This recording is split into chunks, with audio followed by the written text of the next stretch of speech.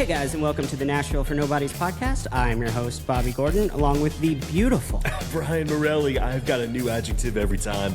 And Critter, welcome to the show, man. Hey, thank you guys for having me. This has been a long time coming. We have been talking about this for a long time, and I sincerely apologize. It is mostly Kyle's fault, but I'll take some responsibility. Oh, you're cool, man. No, it's just one of those things where, like, when I go to look for a guest, it's like when you ask people to request a song and they forget every song they've ever heard. It's like, oh, we need a guest for next week.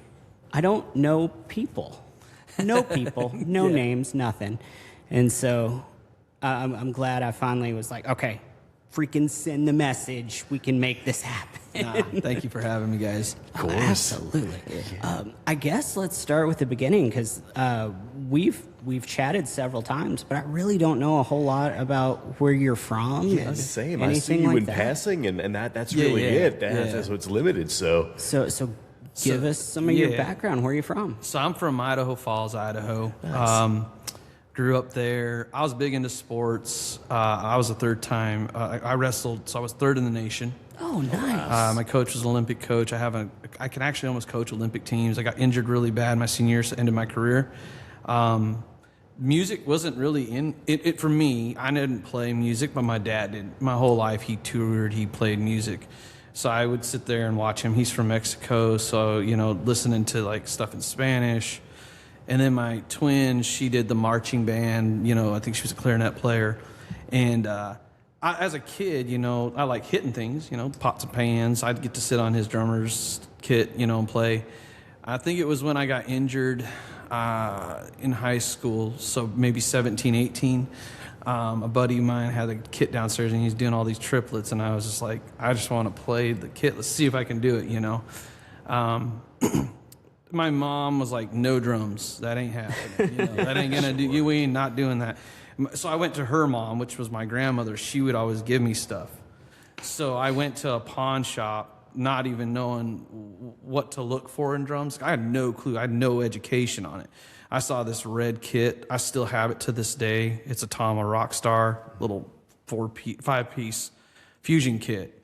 And it came with some Meinl cymbals, and I didn't even know what those were. I think it was like $800. Get it, go downstairs, banging on this thing, don't know what I'm doing. And at the time, I gave my life to Christ. And my father-in-law at the time was youth ministry. So, like, we'd be in a church, and, like, I wanted to play so bad. I wanted to put a band together so bad. So one of my best friends, his mom was like, hey, what are you doing? I used to work at Sam's Club. And I was like, I'm putting a band together. Had no clue what to do. I just knew that drums and bass were the two hardest instruments. Everybody plays guitar. So I was like, if we can lock those two elements in, we're good, Right. So I'd be down in this church playing, and my father would be like, get him off the drums. Just please get him to stop playing. And then, it just kind of evolved, like playing and trying to learn to what I liked, Yeah, I feel like as a drummer, that's usually the start of, I just kind of want to hit that. That sounds cool. Let's see how that goes. Yeah. What were you listening to that was, like, really kind of moving you to play?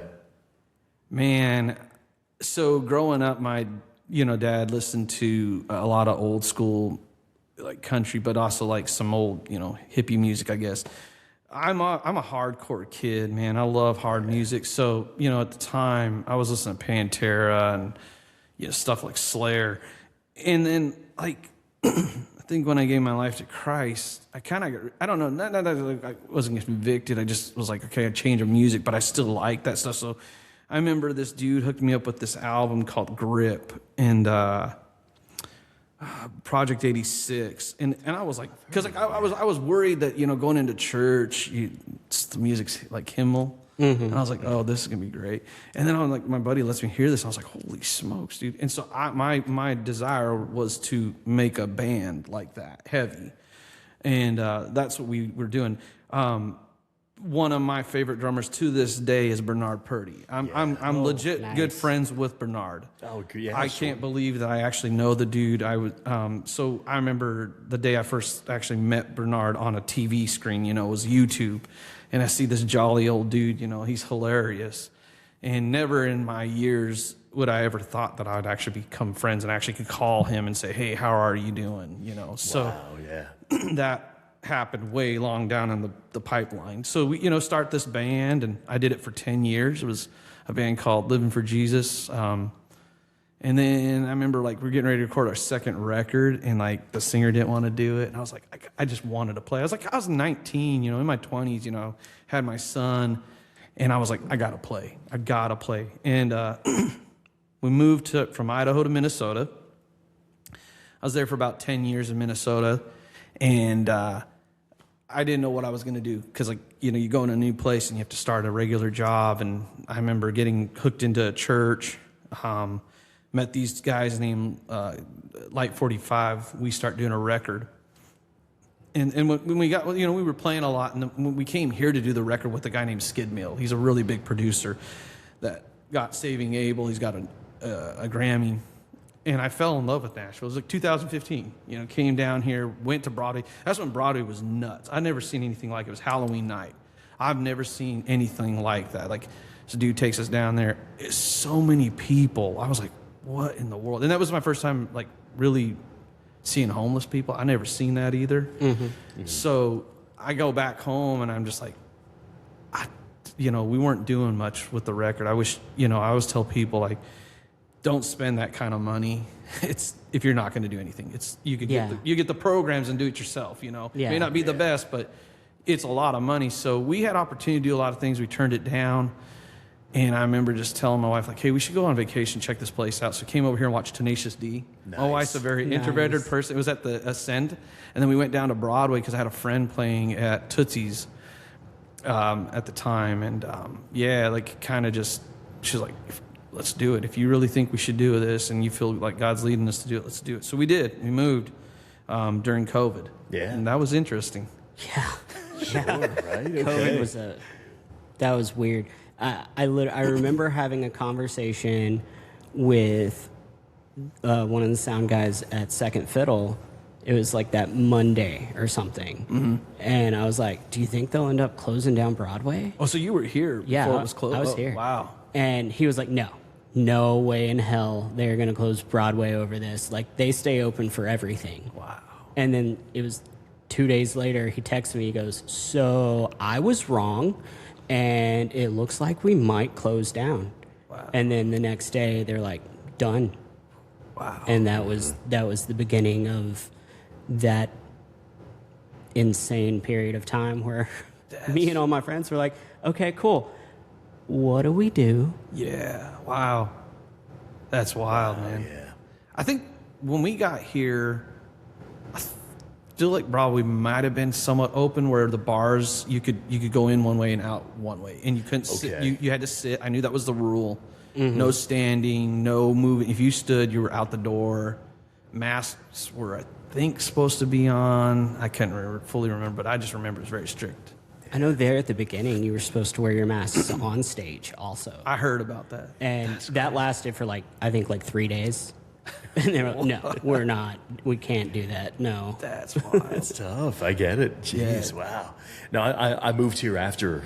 It was January 2024, and so I just heard stories about what Broadway was like, and I remember you had to stay seated. There was a no dancing, you know, almost like a Footloose sort of situation. Like, it was weird. I get it. It's nuts. Yeah. I know the bars were starting to do like live streaming, right? That was Oh, really? Yeah. was that yeah? I remember. What bar was it? Because Was that I was a playing Tootsie's with. thing that they started to arrange or no? I don't know which one did it first. Yeah, I was okay. playing with Tyler Deaver at the time, and I think he did a couple with Alan Jackson's. So was it like there's just nobody in the bar, but you're just playing as a band? Oh, really? Yeah, and then they live streamed it, and then people could. There was I don't remember the name of the program that it was through, but you could request and tip the band through that. And, a couple of venues were doing that, and then I know a lot of artists were doing it themselves from their basement. I remember whatever. seeing there was a lot of that going on. Dang, man. I was fortunate. My wife at the time, she was running a pool maintenance business, and it was literally just her, so she could go out and do pull stuff and never come in contact with anybody. So she got to keep working. And then I was able to get on unemployment. And so that was more than what we needed to survive. So That's crazy. it was like, I get that it was a terrible time for most people. I loved it. I didn't have to deal with people. I didn't have to do I sat at home and played video games so much. Other than when I actually had COVID and thought I might seriously die. Like, that's the worst sickness I've ever had. Wow. I was down for, I swear I feel like it was a month. Wow. That's wild. Other than that, I loved it. We had a really young baby, so tons of family time, tons of spending time with the baby. It was cool. great for me. Dang. And then everything opened back up, and I had to go back to work, and realized I was making less money than when I was on unemployment, and that sucked. And then, that was rough. Yeah, I get it. Wow. I got fat though. Oh, I gained so much weight. Dang. Wow, that's crazy. Nuts. Okay. Yeah, I was working at radio at the time, so when the radio stations all in one building kind of went to a skeleton crew, so it's like one person from each team. So I lived the closest, but also I was the hands-on programmer for a lot of it, and I was able to pre-record shifts and also be live on. I lived close enough. That was the biggest thing. So it's like 3 to 5 to maybe 6 people could be in the building and not run into each other, and that's how they kind of set it up. So I was still going in through all of it. Wow. That didn't really stop, and but it was, oh goodness, I'm gonna get in trouble for saying this. It was really nice not running into anybody. It was really nice, and it definitely fed an introverted side of me. So I will say that. Yeah. But man, I couldn't imagine working here and living my current life. No. My goodness. No, it just stopped. Well, I was at a school. So when we were getting ready to sell our house was a farmhouse, so it was taking forever to sell. Yeah. And I used to work with people with disabilities, and I got let go because obviously couldn't have the individuals by themselves, right? Yeah. And I was working at a school, and I remember the day it happened. All the kids were like, "It ain't gonna happen," and then it did, and they were so ecstatic. They were like, "Yeah, no more school." I felt bad for parents, man, that had to become teachers, especially I knew kids because I worked with a lot of kids that had a lot of trouble lives and just didn't excel in school. So when that happened, man, they were like, I'm not doing nothing. And so we would be at this school, and I remember certain kids that were like brother and sister could hang out and play, but you guys couldn't. So you'd see me with my sister and be like, why does they get to play and I don't? And man, that was wow. Whoa. You were not allowed to run, I want to play ball. I can't. You just have to sit there and be on your iPad or something. I felt bad for a lot of little kids that couldn't understand that. Yeah. Seeing these two get to play, but I don't. That's not fair. Yeah, that was rough. Yeah, I am very thankful that my little one was small enough to where it didn't affect her life at all. That's crazy, yeah. So that's messed up.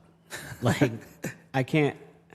The psychological stuff that had to have done to those kids, because you said, they can't rationalize it. They don't understand the scope of what's going on. No, and I think I heard stories where they were excited because they didn't realize how long it was going to last. Sure. So none of us the first 2 weeks was great for them because they were like, I hate school, so cool. Then as it got longer, it was like, I'm not with my friends. I'm not, and then it started messing with them. You know?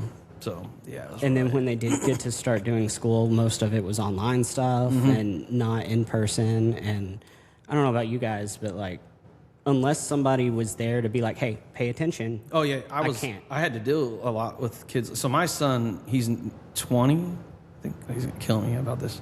Yeah, he's 20. He thankfully he was disciplined enough to just do his work. Because I struggled in school, so I was like, oh my gosh. But I felt bad for kids that just they didn't care about school in the first place when they were there. It was a nightmare for their parents. I mean, I'd be getting screamed at by parents. I was like, I don't know what to tell you. I really don't know what to say. Literally nothing else you can do. I'm sorry. Some of it kind of was this is messed up to say, but I was like, well, this is what we deal with. Now you get to see. Because parents would come and be like, my kid's not learning. Well, man, this is what they're doing. I don't believe you. And then they'd see it at their house and they're telling us the truth now. I was like, yeah, dude, kid's crazy.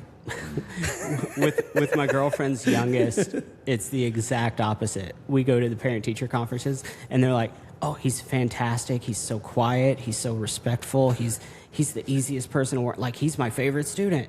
And then he gets home and he's just bouncing off the walls. That's when the mask comes off. He can't focus to save his life.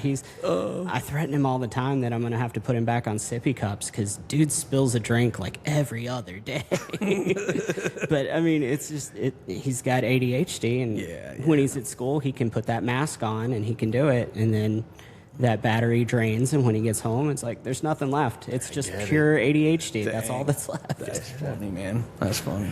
Oh, man. So you moved in right after COVID, which was honestly a fantastic time to come to town because a lot of the older guys that held all the spots retired during COVID. Oh, okay. They took that opportunity to be like, all right, well, I'm old enough, and I was on my kind of final run there anyway. I'm going to move back to wherever I'm from and go ahead and hang it up. And so coming back, there were a lot of open spots. Yeah. There for a while, like you couldn't find a bass player. Yeah, I remember that. Yeah, that was nuts. Yeah, I remember that. It's wild. Wow. So you came to town. I'm assuming with the goal of playing music. Mm-hmm. How long did it take you to get work? So I because I've worked in working with disability people. I reached out to this lady here at a company, kind of preparing myself, because I knew I couldn't just come in and just not play. And I honestly didn't understand what I was walking into either. I'd never listened to country music, not that I didn't like it, but there was a buddy of mine named Nathan Hansen that had a band called, I think, Redemption Road, and back in Rochester, we would play that in Minnesota, and I was starting to get used to it a little bit, right? Yeah. So getting here, I remember I had the regular job. I think it was I think I told her, hey, I'm a full-time musician, and I made it very clear to her, like, hey, my goal is to play music, so I need a job that's going to get me off by 3. Mm-hmm. So I can get down to Broadway, because that's what I was told that you needed to do.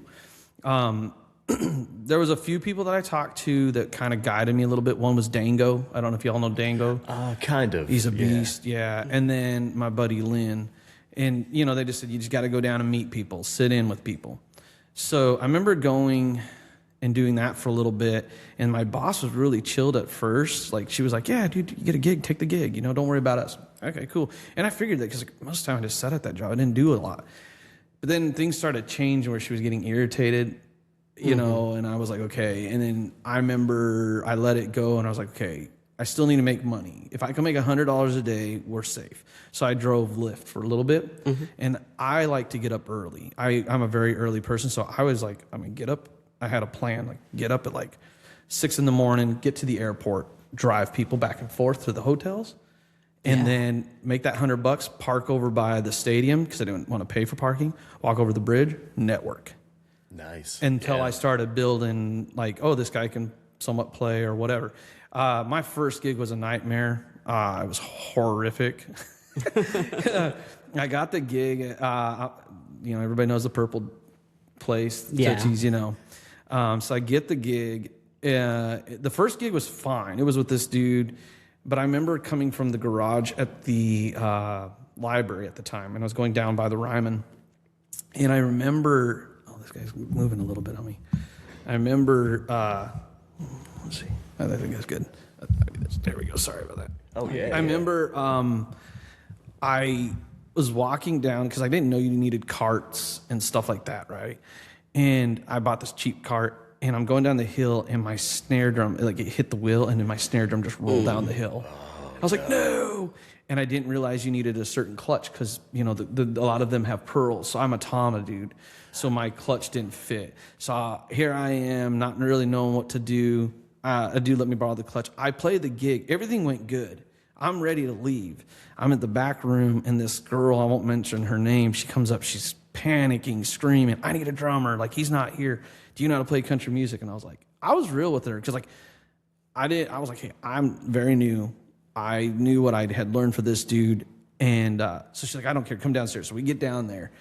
and absolute nightmare, man. Like she was so mean on the stage, made me feel very uncomfortable. At one point, the guitar player played drums. He's like, "Hey, man, if you just want to quit playing, I'll play." Finally, the bass player was a really cool dude. He spoke up and said, "Hey, guys, this dude locks it in. He just, he's following us. He's listening. He's watching what I'm doing. Let's just ease off of him a little."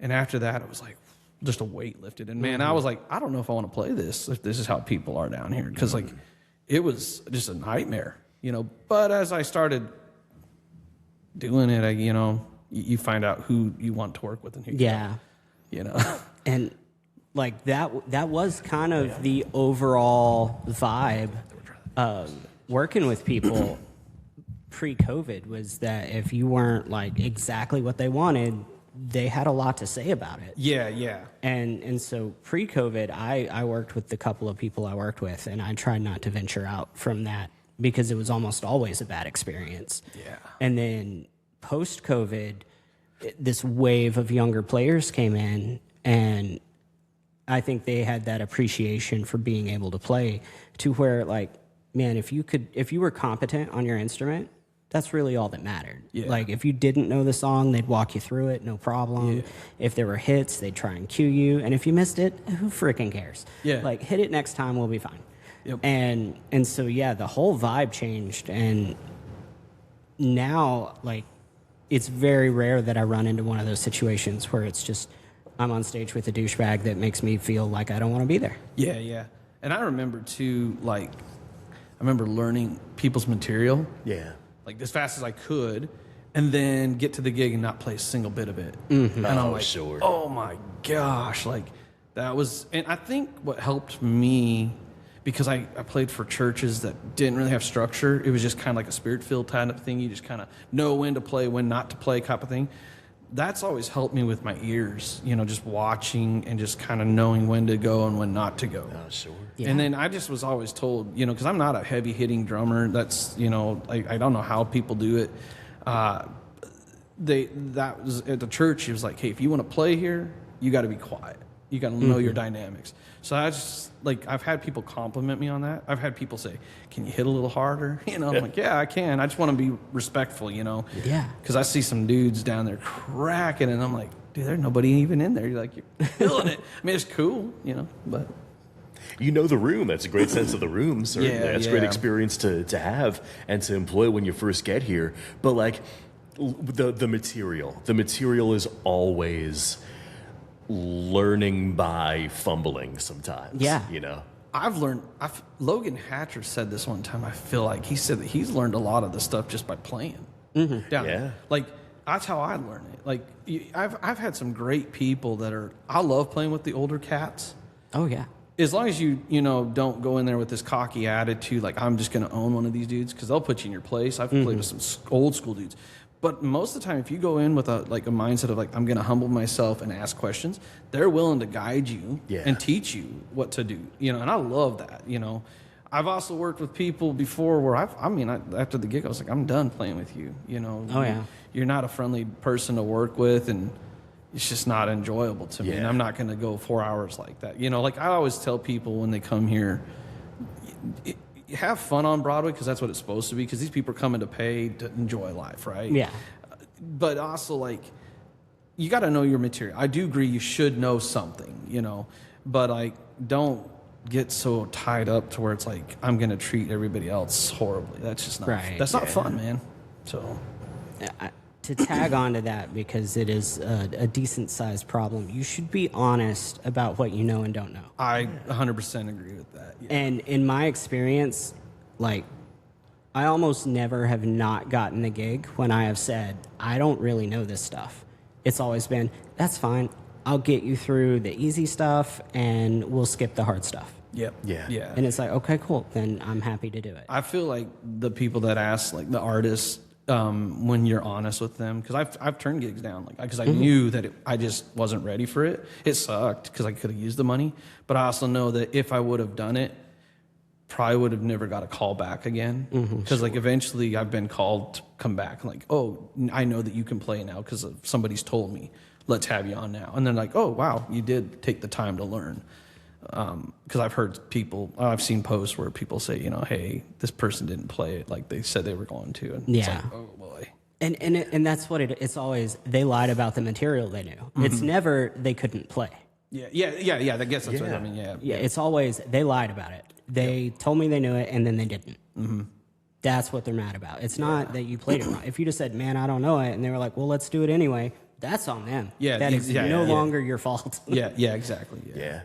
I just think that the whole phrase, that whole like fake it till you make it phrase and mentality is just like, it's really compromised here, especially. I don't see how you could get away with like overselling your knowledge of the material. Yeah. Something is gonna come up that you don't know. It's gonna show. Yeah. And I don't know. It's, I think, obviously honesty is the way to go with it. But like, I always took like the mentality of, I don't think I'm going to be taken off the gig mid-gig if I say, sorry, I don't think I know that one well enough. Right. Yeah. Like, because when you do that, you're opening the door to, yes, I'll follow you if you guide me, and we could really pull this off. If we just humble ourselves a little bit and just connect with each other where we can, then it could be done. But something's going to come up that you don't know. It's going to show. Like, And I don't know. yeah, I've never been. Nobody's ever had a gripe of me being like, man, I don't really know that. And it's usually a bass player that's like, okay, well, if you don't know that one, we need to skip it. Or it's super easy, just watch me. Yeah. I say if like 2 or 3 don't really know it, just pass it. Yeah. Because it's not probably going to No, go well. I think the fake it till you make it comes in, like you show up and you're really not feeling good, fake it. Yeah. Fake like you're in a great mood.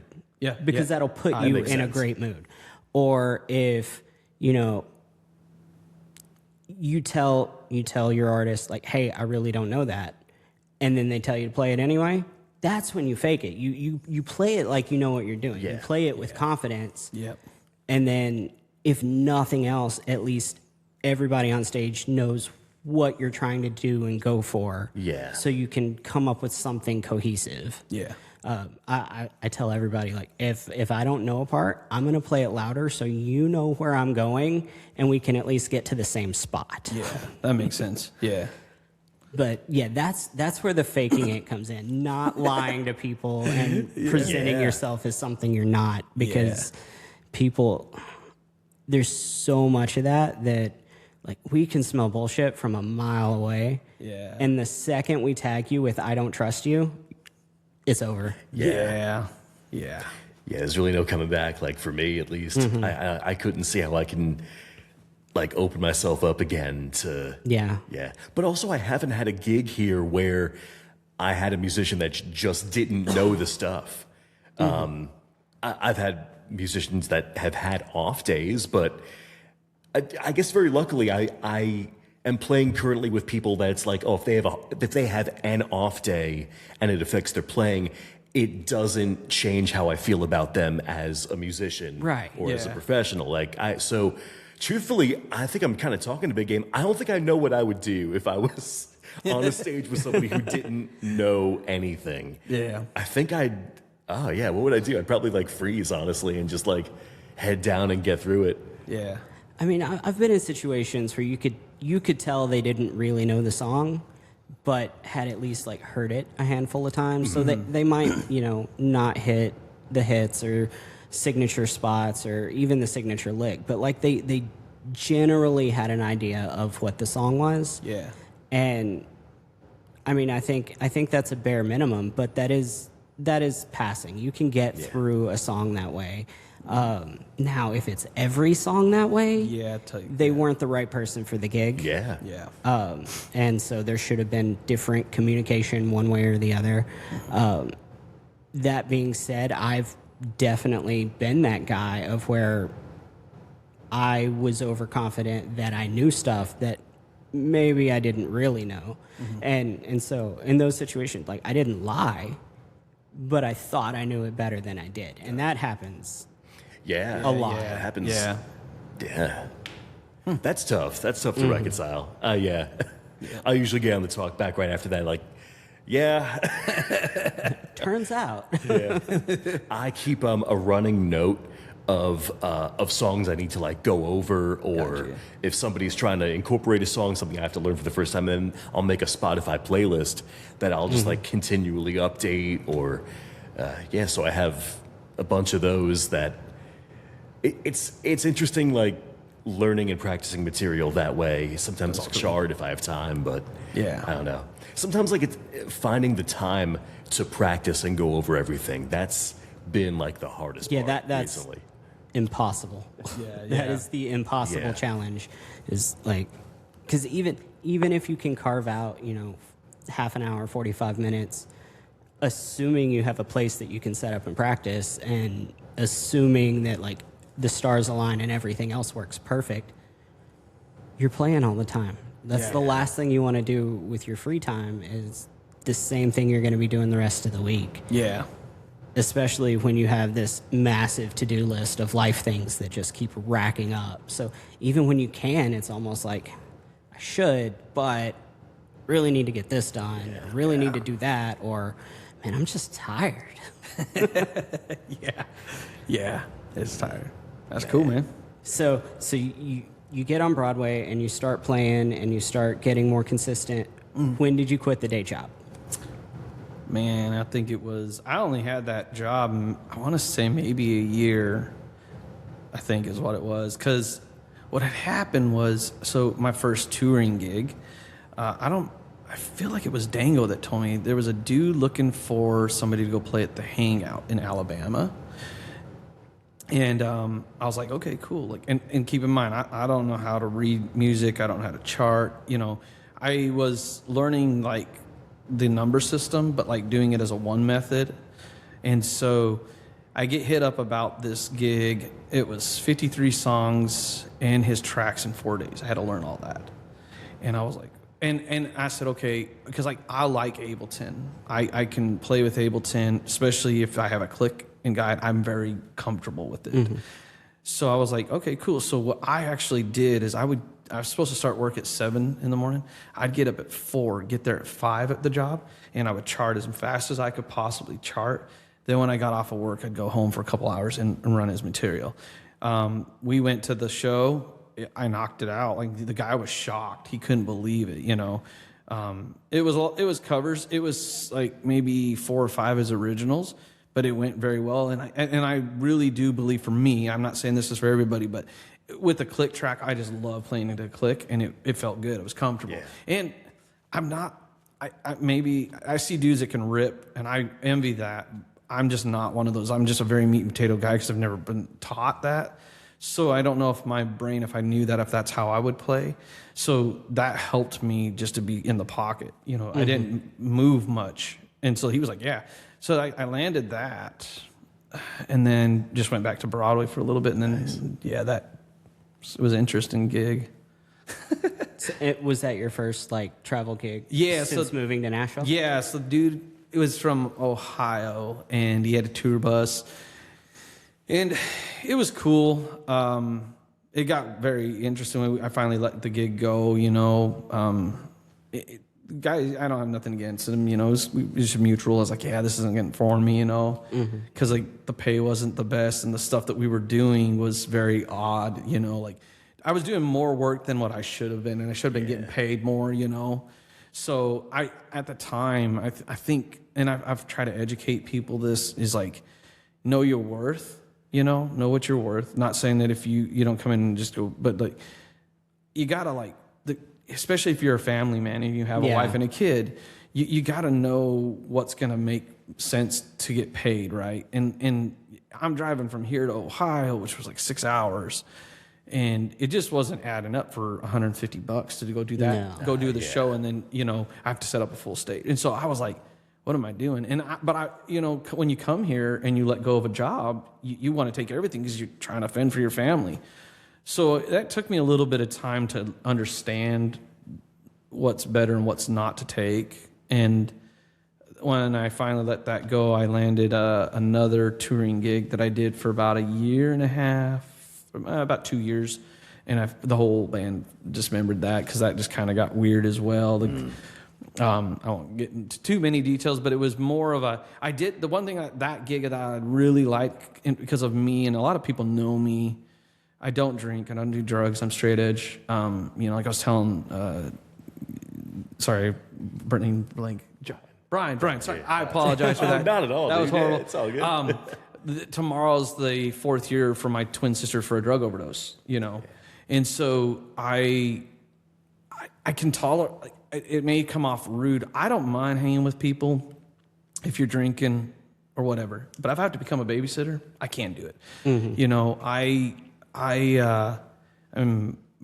Growing up, I had to, at age 5, I was in AA with my parents. Both parents are alcoholics. Like, a 5-year-old shouldn't live like that.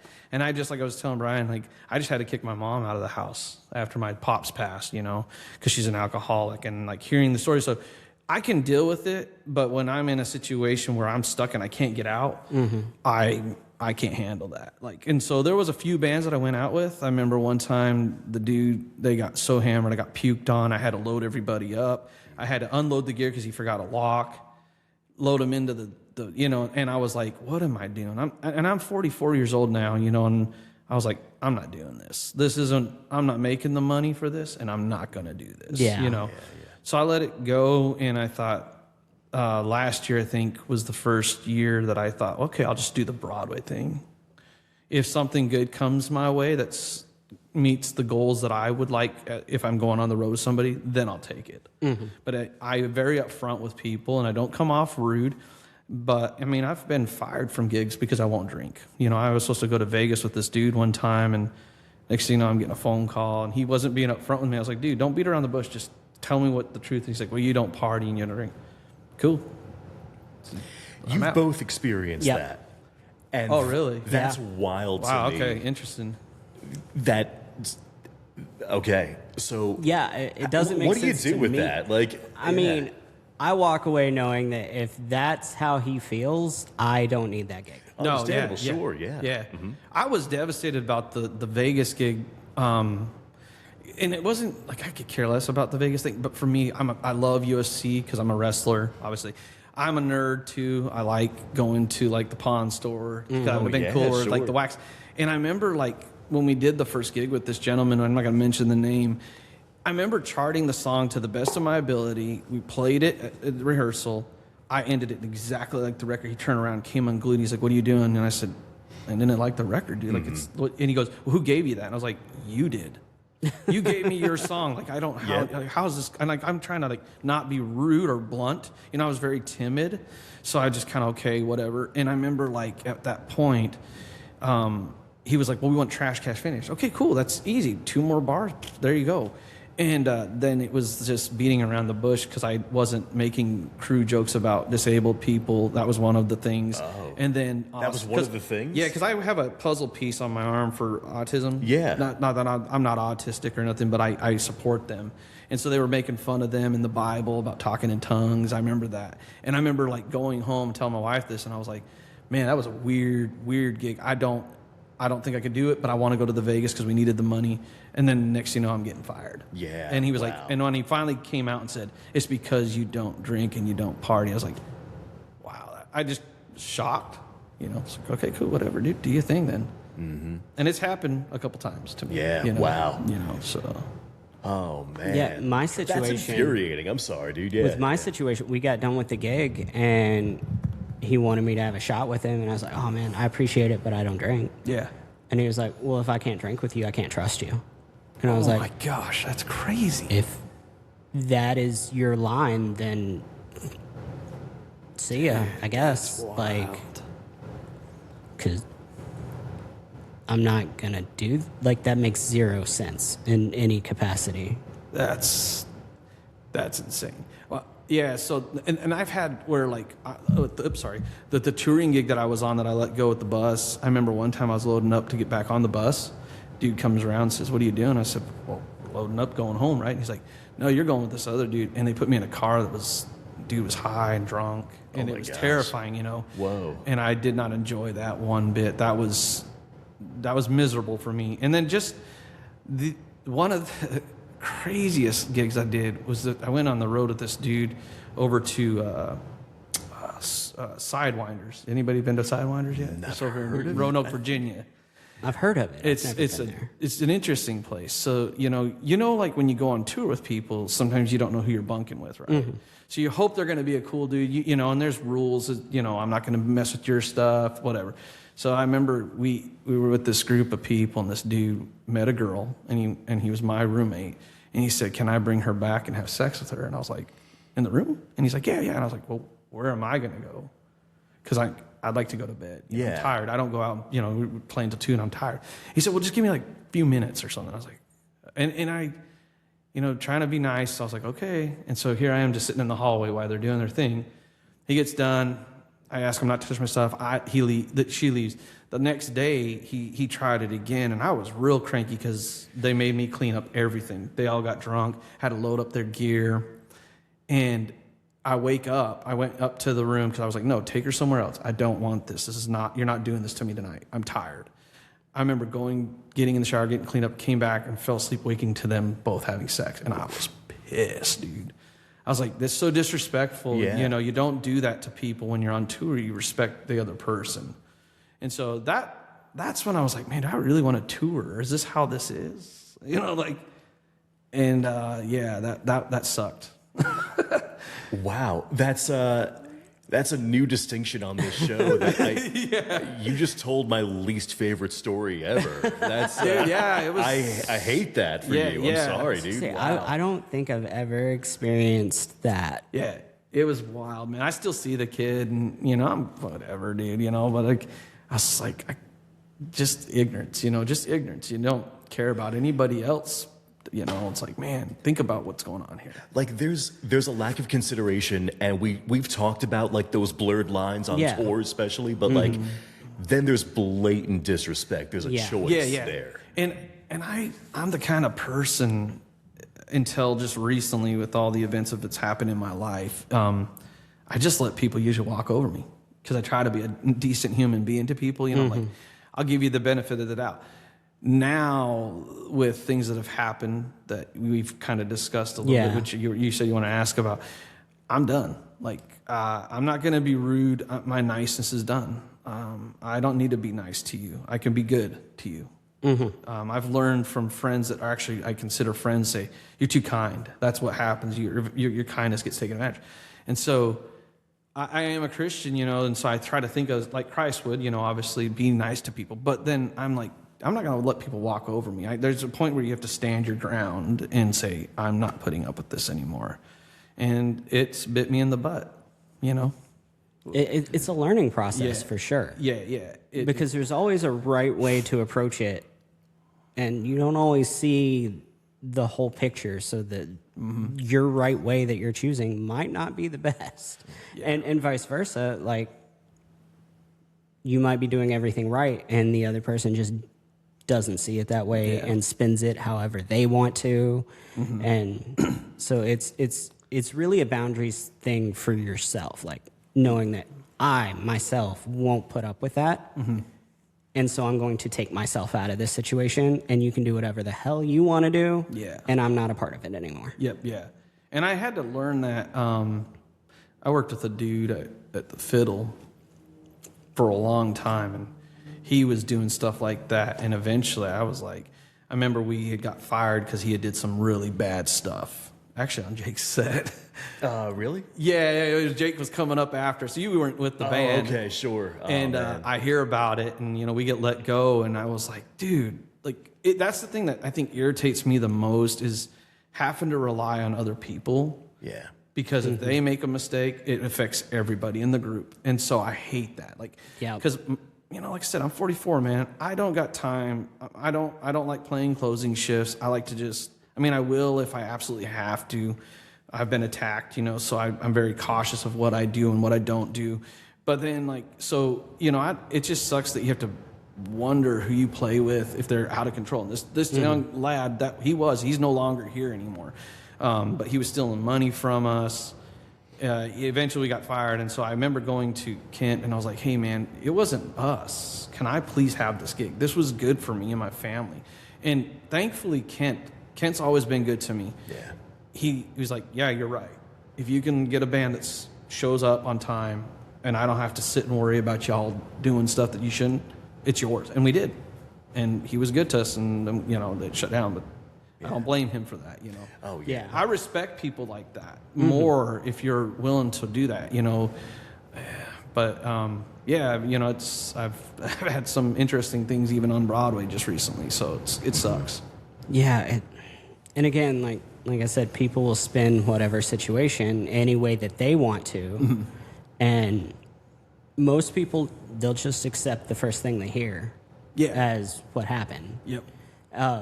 So yeah, let's go ahead and jump into it because I get to talk to a lot of people. I've heard several stories. The most consistent is you got fired because of a cart situation, not having a place to put your cart. And I've heard multiple versions of you didn't have a place to put your cart, so you were asking what to do with it. I've heard versions where you were getting angry and cussing out people and just going ape shit, which is hilarious to me because you have never been anything but just like the sweetest human to me. I've heard that you got let go because you got plastered and was belligerent. So like any story you can imagine. Do any of these line up? And also, I'm going in completely cold. I didn't know you had something attached, and so I'm hearing this for the first time. But yeah, I mean, you want me to mention the place? Is that okay? Yeah, okay. you can. So that day was on a Tuesday. I had two shifts, one at Morgan Wallen's, and at the time, Morgan Wallen's had the electrical kit. And then I also had a HTC main. So, you know, when you play at those bars, you have to have everything. Throne, kick pedals, snares, cymbals, whatever. And I had a little rock and roller at the time that was messing my arm because I park at Music City Center. I have a monthly pass there. It's a little bit of walk. I need it, you know, got a little belly going on. Feel that. So it was lower for me, and my shoulder was getting a little sore. So I was like, man, I need to up the cart, you know, get something where I can push and stuff. And so I got this one it's massive. And that day was the rooftop. Have you guys ever played Morgan either? Yeah. Okay, Yeah. so you know there's that closet they want everything in. Yeah. That's okay. I was totally fine doing it. I had no problem. I understood the mission at hand. There was a young lady, I don't remember her name. She was very new, the engineer. She comes out and she's like, hey, that stuff's not fitting in that closet. Now, I don't know if you guys have ever seen that closet. It's just full of crap. Yeah. I've almost fallen. There's an ice machine. So I was like, okay, cool. Well, where would you like my stuff at? Because like I've heard stories where people put stuff and then they throw it out. Like, I've heard some horrible things, you know. And so I was like, this doesn't leave my side. I remember one time I was, I think at Laney's or something like that. They wanted my snare moved, and somebody tried to walk away with the snare. So I was like, no more. Like it has to be in front of my eyes, you know. So we get on the kit, we start playing. The drums were literally just right on the side, out of the way, like where the stage was. You know, no, I didn't think it was bothering anybody. We start playing, and the artist was really cool. I felt so bad, and he was like, "Dude, it wasn't you." And I don't want to bring up their names because I got keep them covered. But we're playing, and he turns and the girl was like, "Hey, come here." First song in, I think I got me halfway, and so I had to get off the kit. She's like, "Hey, we got to move it." I was like, okay, cool. Where would you like? And I wasn't rude. I really wasn't. I was like, where can we move it? Because like I don't feel comfortable with it being out of my sight because I've had stuff taken.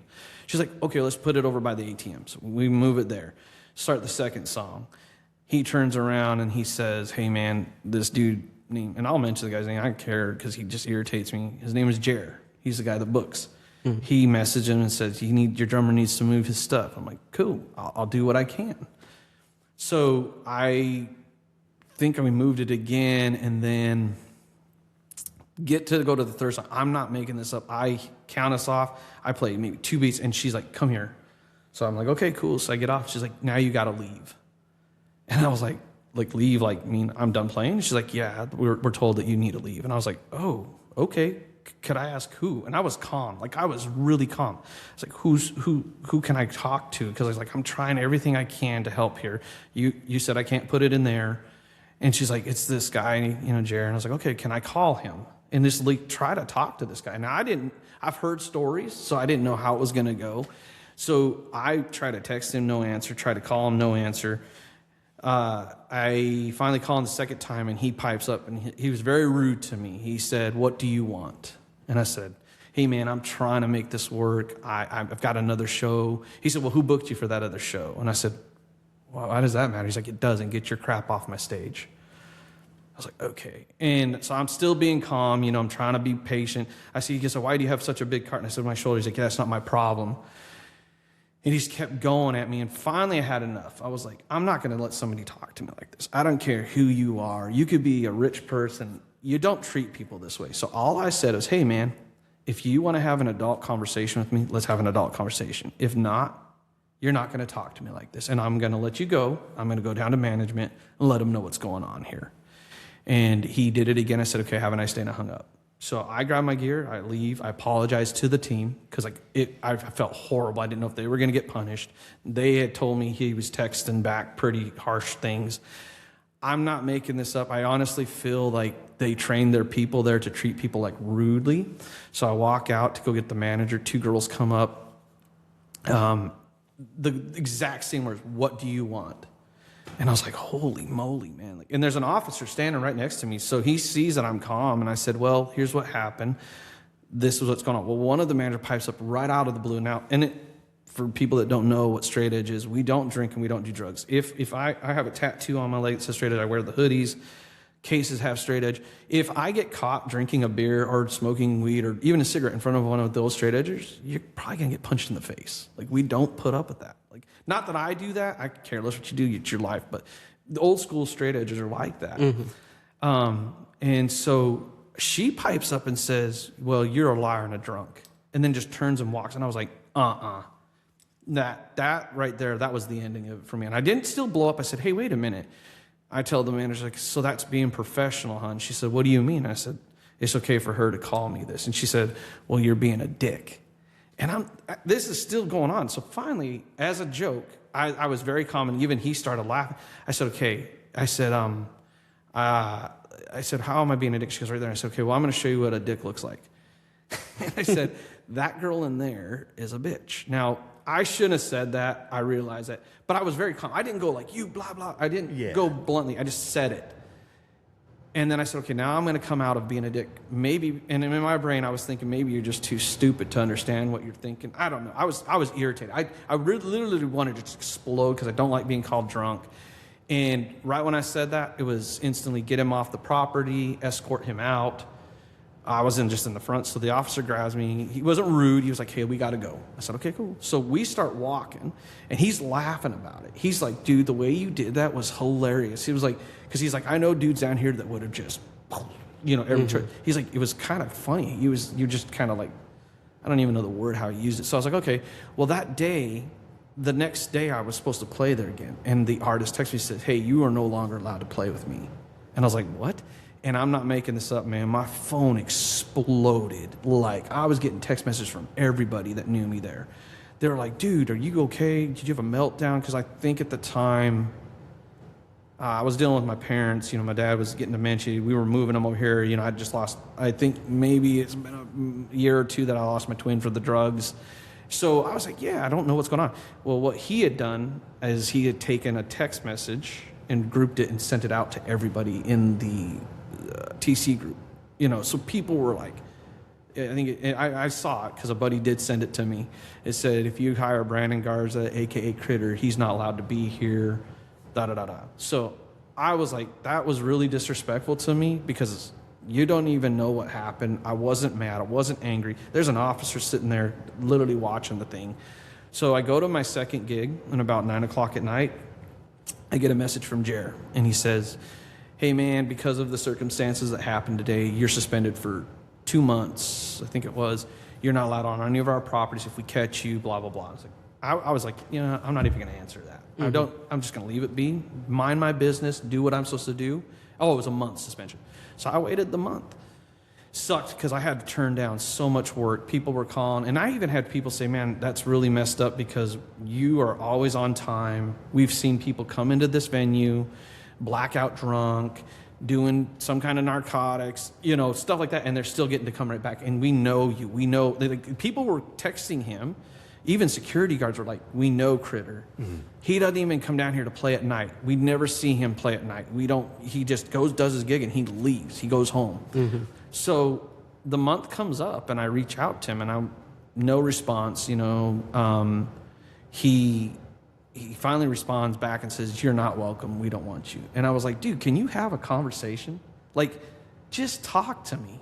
Like, what the heck? Well, I found out from some people that know him very well. They said the reason he did that is because I stood up for myself. He does not like people sticking up for themselves. And I was like, cool, I don't care. Like, you're not going to treat me this way. Like, and so it has hurt. It has hurt because, like, I've lost work, and people are like, we know that he comes in and does a good job and he's not disrespectful. It was a funny joke, people are like, you're the cart dude. And I was like, yeah. So that puts a sour taste in my mouth now because I feel, and I'm not saying this to anybody that's a good human, so please don't take this personally to anybody, but I sit there and watch this, and I just feel like Broadway, it reminds me of my high school years. I wasn't a popular kid, even though I did really well. It's all about just being an ignorant person down there, I feel. How many drugs you can do, how drunk you can be, and how you treat people. You get gigs. That's how I feel. They don't want people that are responsible, that show up on time with the team, that comes in and knocks it out of the park, and no one's up there drinking and being stupid. That's how I feel. I'm not saying everybody's doing that, but that's how I feel some of the venues are like. And, if that gets me in trouble, well, whatever. I mean, I've definitely been in situations that feel like that. I guess, luckily, my experiences don't lean that way. I more often than not have gotten to play with great people that genuinely care about each other, and so I mean I feel really good about the community of people that I've gotten to play with, and it really makes me sad that you don't have that same kind of thing. Now, I mean, I will say now I do. There is a group of people that I love dearly that we do play, and I'm hoping we can get more, my artists that I play with. And then we have kind of our own little branch or whatever. It's just disappointing to me that I was punished for, and like you said earlier, you hear so many different stories. I just recently, like literally, I was playing a gig, dude came up, he's like, hey man, can I ask, because I just have to know, you don't seem like the kind of dude that goes around partying, or drinking, or I've never seen you with a beer. And I was literally like, yeah, what did you hear? And he was like, dude, I heard you were just straight up belligerent. And I was like, dude, it takes so much energy out of me to not just go up there and just scream at this dude and be like, you're ruining my life. You have no clue who I am as a person or what I've even dealt with, I usually start off by telling people when they think that I'm a druggie or an alcoholic, I'm like, yo, man, I lost a twin sister to a drug dealer or a drug deal, overdose. And I had to deal with like a nationwide drug dealer. I mean, I walked into a situation, I've had my life threatened, because of it, because I stepped in and I called everybody out, cousins that were given the drugs. And I was raised in an alcoholic family. I mean, my wife tells me, she's like, I can't believe you're not like that. I've never been drunk, ever. Like, never. I don't care what people think. So that's where I the frustration's like, if I wasn't a Christian, I probably would have gone to jail. Like, my uncle said that to me. He was like, when my pops was passing, my mom, I hate to say this, she's not a nice human being. She did some stuff to us when we moved her here, and we had to kick her out because of alcohol. And he was like, I don't know how you haven't become a junkie or like an alcoholic or killed yourself. And I said, man, it's by God's grace. It really is. And honestly, I'm not trying to get religion to y'all, but it literally is. I think that if I didn't have that, I think I would have done something stupid, because I'm just, a person can only be pushed so much until they finally Yeah. And it was cool to see. Well, I will say this, man, it was really cool to see people step up for me that really do care about me. There was a handful of dudes that texted him and said, man, what you're doing is wrong. This is not right. And so kudos to those people, and they know who they are. But unfortunately, it did get me back in, Yeah. And I wasn't going to be the dude that says, I've heard stories like people have been banned for stupid stuff and they've been able to get back in. I just, we'll see. We're trying to talk to some people to see if he wants, because he wants my artist to come work for him. And she's like, yeah, I will, but he has to come with me. And if you smart off to one of us, we're out again, It just, I don't know, man. It just sucks because, like, you're taking money from my family, a person that comes down there to try to do the work. So I don't know. But I'm not going to quit either, Like, yeah. I've got that mindset, like, my dad was an alcoholic. That's what ruined his career. And he's always told me, man, if you can not do those things, people don't nip it in the butt, eventually their career will just end. And you just keep climbing up the ladder, so. And I mean, I guess I've never been like fired from a venue, but I've been fired from different artists and then got calls later of like, hey, come in, fill in, do this, blah, blah, blah. And then I've been with artists that have gotten fired from venues, and then 6, 8 months, a year later, whatever, they're back playing there. Yeah. And so I guess the bright side about the Broadway dynamic is it's always changing. Yeah. And it's he's not going to have that job forever. Yeah. And those venues aren't going to be those venues forever. No. I mean, it seems like bars change as often as the bands do now. Yeah. So everything's always changing. So yeah, having that mindset of like, just eventually things will change and it'll be different, and I'll deal with that different the same way I dealt with the last different, and we'll get through it, and then it'll change again, and and I think one is two, and we just keep going. You just have to, like, the people were really shocked. I mean, they knew that I wasn't being belligerent. I mean, even the artist texted me. He's like, dude, you handled that. He's like, I definitely would have never. He's like, I'd have lost it on him. I was like, well, what can I do? Like, I'm thinking the bigger picture. If I blew up or something, now I'm going to jail. It's like, right. I don't got time for any of that. I got a family, and my wife supports me. It sucked, but she was like, hey, and like, somebody asked me one time, like, hey man, if he asked you to come back but you had to apologize, would you do it? And I said, no.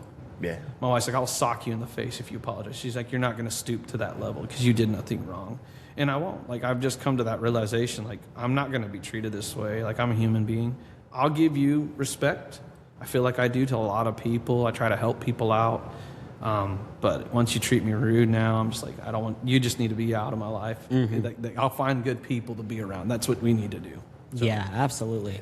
And again, my experiences on Broadway definitely lean themselves to a community that does do that, and it's constantly getting bigger. And I talk at length on the podcast about how there are some truly, genuinely amazing humans that I would have never met in any other situation, and I would not want to see my life without them. Oh yeah, that's how I'm with this girl, Grace West, and Kyle Graham, and then Joe Teddes. I mean, we're like family. Like, I've never found somebody, and for her, because she's only like 22, I think, and she's done incredible stuff. And I'm just, the maturity level of her is amazing. But like, what I think, and I've told her this before, is like, not only is she a beautiful young lady, and I'm not, meaning that in any weird thing, but it's funny because when we played at Old Red in Gatlinburg for New Year's Eve, she was having some friends come over, and so I'm thinking these dudes are going to be strappy young dudes,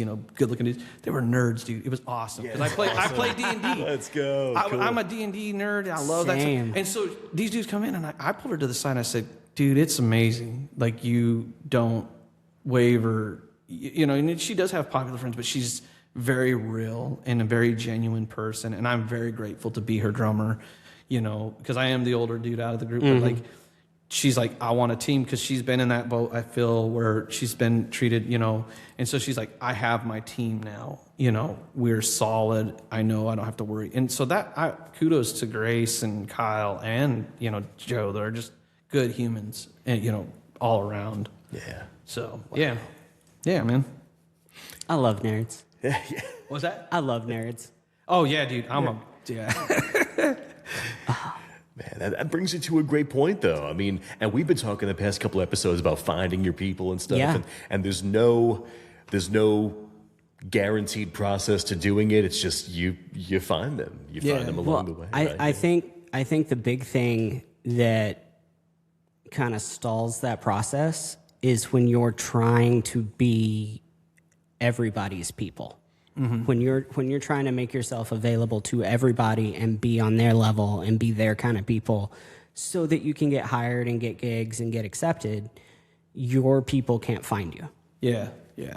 And so I learned the hard way that, you know, if I go into a gig and I'm just myself and they don't want that, that's fine. Yeah. That's okay. Because the people that want that will really appreciate it. Yeah. And the people that don't can't. Mm-hmm. And it's got, I think it was Keo Stroud that said, that's got nothing to do with me as a person. It's got nothing to do with my playing. It's just not the right fit. Yeah. And that's okay. Yeah.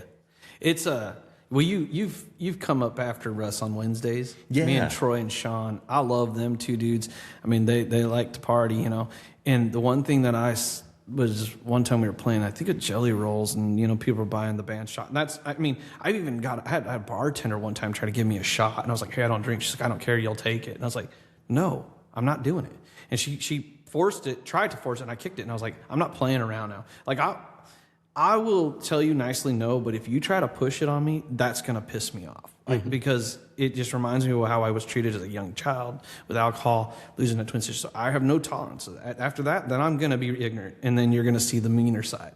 I hate to be like that, but, like, just respect me. The thing I love about Troy and Sean, and they make a joke about this, and is like, the dudes are buying shots, you know, whatever, and they'll get on the mic and say, yo, man, Critter doesn't drink, he's straight edge. We've never seen him drunk, and we respect him for that. That means the world to me. That's That's rad for them to keep me. They make jokes like, hey, if you don't drink today, dude, you're getting fired. I'm like, okay. You know, we crack jokes like that. But just to respect me and keep me on their gig is a blessing. They've always kept me busy, and they've never, ever judged my what I believe or how I do it. They're just like, you're just a genuine dude. And I respect that. Like, if you can do that, man, we're good. Mm-hmm. Yeah. So, yeah. And I've heard even people like, I think there was a guy named Andrew that filled in for you. He's a killer. He's funny, man. You know, because all my cases, you know, are straight edge stuff, and I'm a hardcore kid. And he's like, it's crazy seeing you just run that stuff on Broadway. Like, he's like, there's not a lot of people that probably would do that. You know, just blatantly, like, I don't drink. Like, I think the day that happened at Morgan's, I think I had a shirt that said drugs and alcohol are for losers. Nice. There's something like that, because that's the other thing the officer thought was funny. He's like, geez, I can definitely tell you don't do those things. Right. So it is what it is, but yeah. So yeah, man. So in my experience, because coming before COVID, and there was definitely an attitude change after, but before COVID, like, when I was off stage, or if they bought a round for everybody on stage, and the customers found out I didn't drink, they would hassle me about it. Interesting. They would always have a comment, or, you know, try to push me into it. And like, I don't claim to be straight. I'm essentially, like, I'm no alcohol, no drugs. Yeah. I will have a drink every now and then, or I will taste something every now and then. I've never been drunk. Nice. I've never had more than, like, I don't think I've ever finished a beer. Nice. Yeah, okay.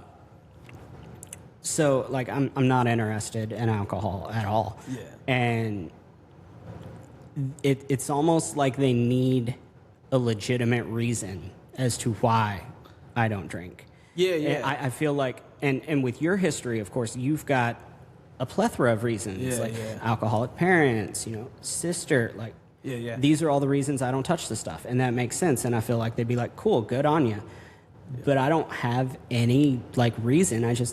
It's never interested me. That's cool. I've never gotten into it. Yeah. And so I don't want it. I think that's why Troy did it the one time, because I think they were not being rude. The customers were just like, man, get the drummer. And he was like, man, we can't even get him to drink. That's a joke, And so when he said it was like almost like a respect. They were like, oh, dang, we didn't know that. That's super cool, And I remember popping down to pack up, and then I remember a customer said, man, dude, kudos on you. It's really, because I see people, because of my dad, but I see even in younger generations that come down on Broadway thinking like, oh, I'm going to make it here, and then the drinking gets involved. And then a few months, they're a different person. And it's like, man, dude, like if it's sad to see that you are so easily able to be put in peer pressure to do something for somebody else. Well, and one thing I warn people about is like back home when you play, Friday and Saturday night, and that's it, because there's not live music any other time, and you drink when you play, you're drinking a couple nights a week. Yeah. That you can handle that. When you come to Broadway and you're playing 5, 6, 7 nights a week, and you're drinking 5, 6, 7 nights a week, that's different. Yeah, you can't do that and be the same person. No, man. And like, I think the biggest thing too, like, I mean, when I first moved to, there was a gentleman, it was devastating, man. He died of fentanyl, and that's what my twin died. I didn't know what fentanyl was, I had to learn very quickly and very hard how it was. And I try to educate people. It's like, they're like, oh, I want to do this or I want to that. And it's like, man, dude, I really hope you know what you're doing, because they lace that stuff in everything. And it just takes that 1 second. And then you have like 5 minutes to get somebody back to normal, to pop them back to life. And so it breaks my heart seeing people down there that, feel like they have to fit in. Because I've seen people come into this town that were not even, they've never drank like that at all. And then they're like, well, I don't want to look like the oddball. And so they start doing 1, they start doing 2, and then it's like, next thing you know, they're totally different. I'm like, man, why would you do, like, screw them. If they think you're different, be different, man.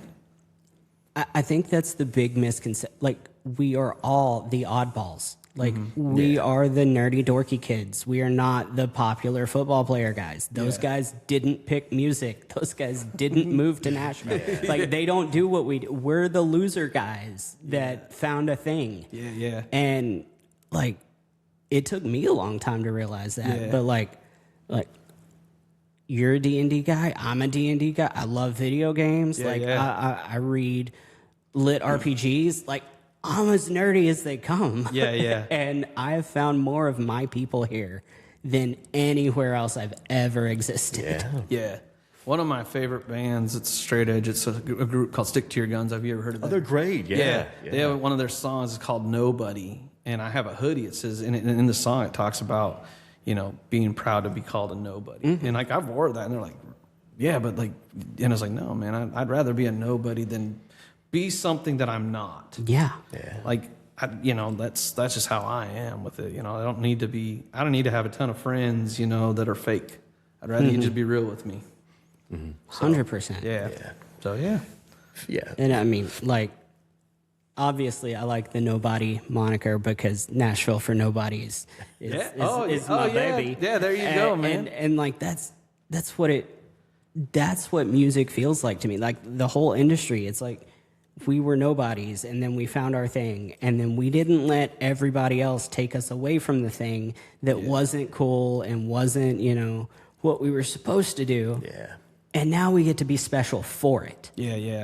And like, I can't tell you how many people in convert, you can't have a career like that. That should just be your hobby. Go do something, all that nonsense. And I'm like, I'm thriving. And I'm looking at them and they're miserable. Dude. I can't. I there's days when I do panic a little bit, like, oh, I'm getting slow here. But it's crazy. Like, every time I remember the gentleman that we got when we got fired at the fiddle. He would get so angry because there was nobody up there with us, And I remember one time I pulled him to the side. I was like, man, dude, you need to be more thankful. Like, have you ever worked I've worked some crappy jobs. I have a CDL. I'm grateful for it. I keep it. But I remember shoveling asphalt to get here in the hot sun. I mean, I don't know if you probably don't remember this, but I had dreadlocks. Big dreads, So I'm in the, asphalt, shoveling that stuff. It's hot. And I remember telling that kid, like, dude, be thankful. Like, we just made $100. Yes, it wasn't a ton, but dude, if you can live off this, why can't, like, you know, there's days when I do go down and I'm like, oh man, I don't want to be here today. And then I'll hit that snare and I'm with good people like Troy, you know, and Sean, and I'm like, oh man, I am thankful for the 4 hours that I get to play a drum set. And Troy and Sean don't do it conventionally, this like the standards. Half the time I don't know what we're doing, and I'm just like, oh, here we go, you know. And I'm grateful for that. But like, I get to be me on the kit, and I'm having fun. And like, same with Grace and them. Like, I'm so thankful. But I see a lot of people down there that complain about it. I'm like, go get a job and tell me. Yeah. See, that's the thing. If I don't want to be on stage playing music, I damn sure don't want to be at fucking Best Buy or some shit slinging phones and computers. Like, no. If I just want to be home, I want to be home. And if I don't want to play music, playing music is the best option. Yeah, dude. Because there's nothing else that makes money I would rather do. Absolutely, Guaranteed. Man. Yeah. And it is easy to kind of get in that slump and that mindset, especially if it's a slow season type situation and the rooms are empty. And even if they're not, like, tips are hard to come by because everybody's broke right now. And you can't get in that mindset. And going back to the fake it till you make it, I walk in to every gig. I don't care who's there. I don't care the money. I'm going to have fun. Yeah. And I'm going to make sure they have fun. Because I'm not giving them an option. Yeah. And so when a guitarist or singer, bass, whatever comes up, it's like, man, it's going to be a long one. I was like, we'll have fun. Yeah. We'll have fun no matter what. And they can come along if they want to. Like, that is where my mind is. We will have fun. Yeah. I will have fun. Exactly. Like, that's what makes it like the best job. Yeah. And maybe that's a redundant point on this podcast. We've talked about this before, and I've talked about working in radio, like the corporate atmosphere. It's a complete 180 difference. And I remember the burnout that I felt from that. I was talking last night, like, it was difficult to take days off in that atmosphere. It always came with the guilt. It always came with like, oh, well, that's a really busy time. And you know, there's nothing there's it's all unwritten, but like, you really can't. You can't take those days off. And it was always an issue. And I just submitted days off for March. I'm going to be out of town for 2 weekends. And it's going to be a couple of gigs that are affected by that. And those bands have subs. That's why they have subs. And like, so I'm always grateful for this opportunity to perform music. That's the job I always wanted. And yeah, to travel with it, like, you know, any size stage, but like, my goodness, if the baseline of that is Broadway and that's the job, that's so incredible. So now my burnout is different because it's not emotional or mental. Right. I'm always having a good time. And so my burnout is purely physical, and it's like, now it's become too late and I don't realize it happens, so I show up dehydrated, and I puke on stage at second fiddle for 3 out of 4 hours. Like that, you know, that'll happen. That's what burnout is. But even playing music up north, it was so different. At your busiest, you could be working Thursday through Sunday every week if you were in a rare spot and you were in a band, cover or otherwise, that, you know, you were in demand enough to get booked like that. But that was always tough because those people who were at the bar or whatever venue, that was the only thing they were doing. You know, these bars aren't on a street with other bars with live music. It wasn't exactly that. It wasn't a revolving door. You were tasked to keep those people, keep that crowd. If you lost it, they weren't coming back that night. Oh, right. Yeah. So you had higher pressure. I was bringing my entire kit to everything. And sometimes you would have, you know, more than one gig a day or something like that. But then after that, you just wait till next weekend. Or oftentimes, your gig just wasn't secure. You might have something once a month somewhere. So now I'm living where there are more stages. The door is a revolving door where it's like, oh, if you lost a bit of crowd, you'll get some more in 20 minutes or so. So now it's more just like, I don't have to be hungry for the next time I'll be on a stage. And that was always uncertain. So it's like, gratitude is kind of ruling everything right now because the lifestyle and the job is like that. There's more work to, I guess, be done and to have maybe. I think going back to the, like, we were all kind of the different kids, the outcast kids, not the popular group. And you get here and we're doing something genuinely incredible. We're in the top less than 1% of people that play music being able to do this for a living. But we've grown up with the mindset, and I think it still kind of lingers, that it can't be cool if I can do it. And so I think really understanding the position we're in is difficult for a lot of people because they don't see themselves as being that kind of person that could achieve something so genuinely remarkable. Yeah. And I think too, like I tell younger people, because like my story's so weird. I mean, I've kind of shared it today, obviously, and I've heard people say that they came here and they had none of that experience. That's awesome, you know. It's cool when you do find your people, because like I know for me, for the longest time, it's like when I was on Broadway and I wasn't making enough, then I'd get an opportunity to go on tour. You lose the Broadway gig, and it's like, oh crap. There's not a lot of loyalty. But I do think there is people that are loyal. There's been times where, like, I know Brooke Yarnell. She's great. She's super loyal to us. You know, you get her in a show, she'll keep you. Grace is another one. Like, there's been times where I almost feel guilty, like when I took my dad to Notre Dame or when I took my son to Weird Al. They were playing at Scorewoods, and Grace like, dude, the gig is yours. Like, you're just subbing it out. For those people like Brooke and Grace, yes, music is important to them, but they want to be around good people that they can hang out with. Like, when I remember we finally got to go on a little run with Grace to Florida.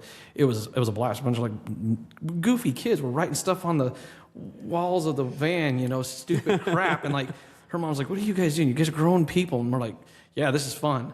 You know, that is more important to the band than, because like I've heard the saying is like, if you can't get along, you're on the stage for 30, 40 minutes when you're doing an artist gig, right? Yeah. If you get in a van, you're in there for 9 hours. If you can't get along, that's rough, you know? And so I've found, you know, the people that I like, you know, and I'm still meeting new people. When I find somebody that isn't maybe the friendliest or just doesn't want to be, that's cool with me, man. I'm not going to be rude to you. I'm not going to disrespect you. You know, I'm just going to be like, cool, later, dude. Have a nice day. I hope the best. I hope it works out for you. Because eventually I think people start to see that, and then you don't get good people to play with you. Yeah, our career is a very self-repairing system if you let it be. If you really like focus on the people that you want to be around, then the people you don't weed themselves out. Like it's really quick to be like, okay, not that one. Yeah, and it's incredible. Like people that come in, I was one of them. I thought, you know, because Broadway's, it's really not that big. Yeah. You may think that you can go around and act like an idiot or be a troublemaker. It will catch up to you. Word of mouth is fast there, man. It's incredible. I was shocked some of the stuff I've heard. I'm like, how did you hear? They're like, doesn't matter. Did we just hear it? And I'm like, oh, cool. You know. And so it's just being mindful, I think, and being mature. Like, should I do these things? It's because like I've heard people that have done stuff that, you know, like I've heard friends of mine that have been here for a long time that used to be alcoholics, you know, and they've burnt the bridge and they've really had to work hard to get it back, and they've done it, you know, and they're doing good. But they say it sucked. They wish they would have not done that, you know. So that's it's interesting. Yeah, I mean, it's really one of those things. Like, if you don't want people to know about it, don't do it. That's great. Yeah, absolutely. Like, if you don't want them to talk about it, don't do it. Yeah, absolutely, man. That's cool. Word travels fast. It's a small community. It's a tight-knit community, and that being said, it goes the other way too. If you're known as a good person, there is a lot of love and acceptance and forgiveness if you do have a rough night and make some bad decisions. It's not like you have to be perfect or you're gone. It's you have to be genuine. Yeah, absolutely. That's And yeah, I think if you're genuinely a good human, then, I mean, I assume everybody that's trying to play Broadway is at least mostly competent on their instrument. Yeah. So like if I'm trying to find a sub or something or asking somebody about somebody, like playing doesn't even enter the conversation. It's like, well, what are they like? Who is this person? What do you know about this guy? Like you get like 9 stat points and then it's and they're really good. Yeah. Playing is almost like the least important factor. Yeah, and I'm even finding that out because like just recently I opened a studio in the house, Nice. you know, and there was a dude that I'd met like when I first came here. You might remember this, Bowie's. Mm-hmm. Do you remember Bowie's? No. It's like on this. I don't remember what street it is, but it used to be this venue that they used to do jam nights on Wednesdays. I used to go there all the time, and you never knew who you got to play. You just kind of you would put your name in the I'm a drummer. This is what I like to do. And I remember meeting this dude that I'm doing the record with right now, and he was a cool dude. He was like funk and blues, and then all of a sudden it just recently, I hadn't talked to this guy in almost a couple of years, I think, and he found out I put a studio together. He asked me some questions, and then the 3 of us, it's called the Rhythm Section. It's me, Kyle, and then my buddy Nick that graduated from Belmont, and it was cool, man. It was like, hey, I'd love to have you guys play on this. And I was like, really? And then it just kind of fell in our lap. So even that, I think if, getting in that world, I heard is hard, but it's about who you know and if you're a good human and if you're willing to. So I that's been a blessing this year for me. Yeah, and so networking is obviously massively important. And we've had the conversation pretty recently that don't go out networking to get a gig. Yeah. Go out networking to make a friend. Yeah. If you go into it with the attitude of I'm here to make friends, you're going to build your career. 100%. If you walk up to me and I know you just want a gig out of it, I have no reason to remember your name. And I hear a lot of names that I do have a reason to remember and can't. So like you have to be really important or I will forget your name. Keo was. So there's a podcast I was on called the National Drummer Podcast. Oh yeah, they're great. Nate and them are awesome dudes. And ever since they've done this, and they can vouch for this, I'll reach out to the drummer and I'll take him out to coffee. Not because I'm trying to get a gig. I really am not. I want to meet him. I want to know about him. I'm trying to learn. And Keo was one of the guys, and I remember that was one of the first things he said. He said, I've had guys actually come up and say, well, how can you get me a gig? And he's like, dude, don't do that. No. It's just not a good look. And it's sad that there is people that do it, and I mean, like, I guess to a point we all understand that, like, that is a goal. Yeah. Like, we understand why you're here. You don't have to tell us. We know. Yeah. And if we can get to know you and something pops up and you fit, absolutely, we are going to pass your name along. Yeah. That was really initially attractive about Nashville for me, is that knowing that it's really a community of musicians. And so I think for it to become this sort of community that gives back to itself, there's got to be this understanding of we're really all here for the same thing. Yeah. And so it doesn't do any sort of good to, throw somebody off the tracks or off the road. Like it's coming from like a subset of the New York music scene that is also Jersey. Like I've seen that ugly competitive side, and it's just like, one, that's not me. That's not who I want to align with. But it doesn't seem like Nashville's really like that. Or if you're a jerk, you get weeded out. Is the thing. So I guess that was really initially attractive about Nashville, was that like, we're kind of fostering this community of friendships, and that's cool. That's a bigger thing. That's more important. And for me, it certainly aligned with me a little bit more. I was hoping to find community here where it had changed a good amount where I'm from. And that's cool. Yeah. So totally jumping tracks here. You mentioned your puzzle piece tattoo and autism. What experiences have you had with that? You mean people asking me about it, or no, working? Oh yeah, dude. I remember. So when I was back in Minnesota, Rochester, I'm trying to remember what I used to drive semi trucks and garbage trucks, and then doing the band. I thought we were going to go do something. I got the job as working with people with disabilities like Down syndrome, autistic, just all over the spectrum. And I never, when I walked into it, I had no clue what I was going into. Like I remember getting my beard almost ripped out because they can get, that's terrifying. I've done some crazy things. And I didn't know what autism was. I remember there was a young person, he had passed away a while back, I won't mention his name, but he had autistic. When he was younger, his mom could kind of notice something. And I was hearing this story, and it was devastating. He got bullied, so he stopped talking.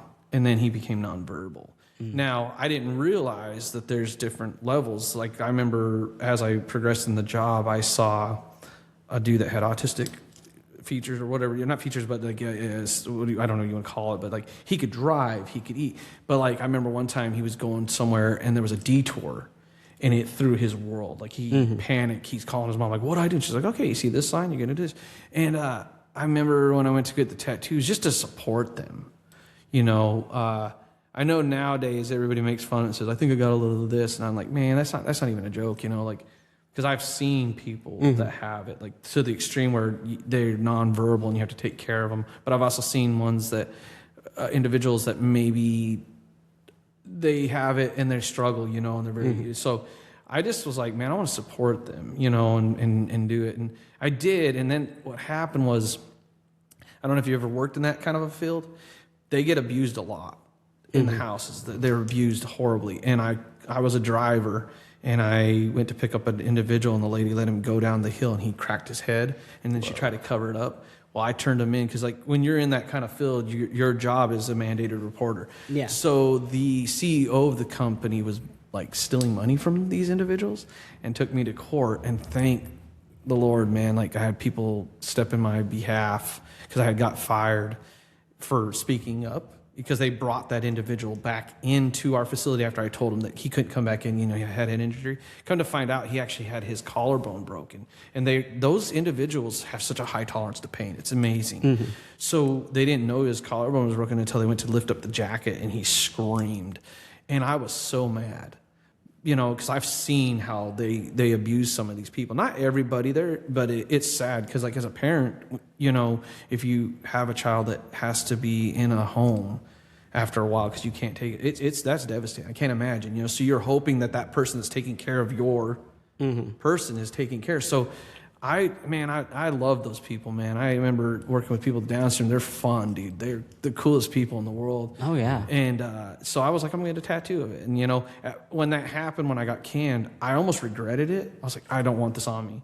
But then I stopped and thought, they didn't do it to me. It was the people. Yeah. And then I was like, okay, and I felt bad thinking that way, but I was so mad because, like, I genuinely loved what I did, and but yeah, that's why I did it. And, people ask, do you have autism? No, man, I just want to support them, And so, like, I think the thing that trips people up, just if you are completely ignorant on autism, is that it is very much a spectrum.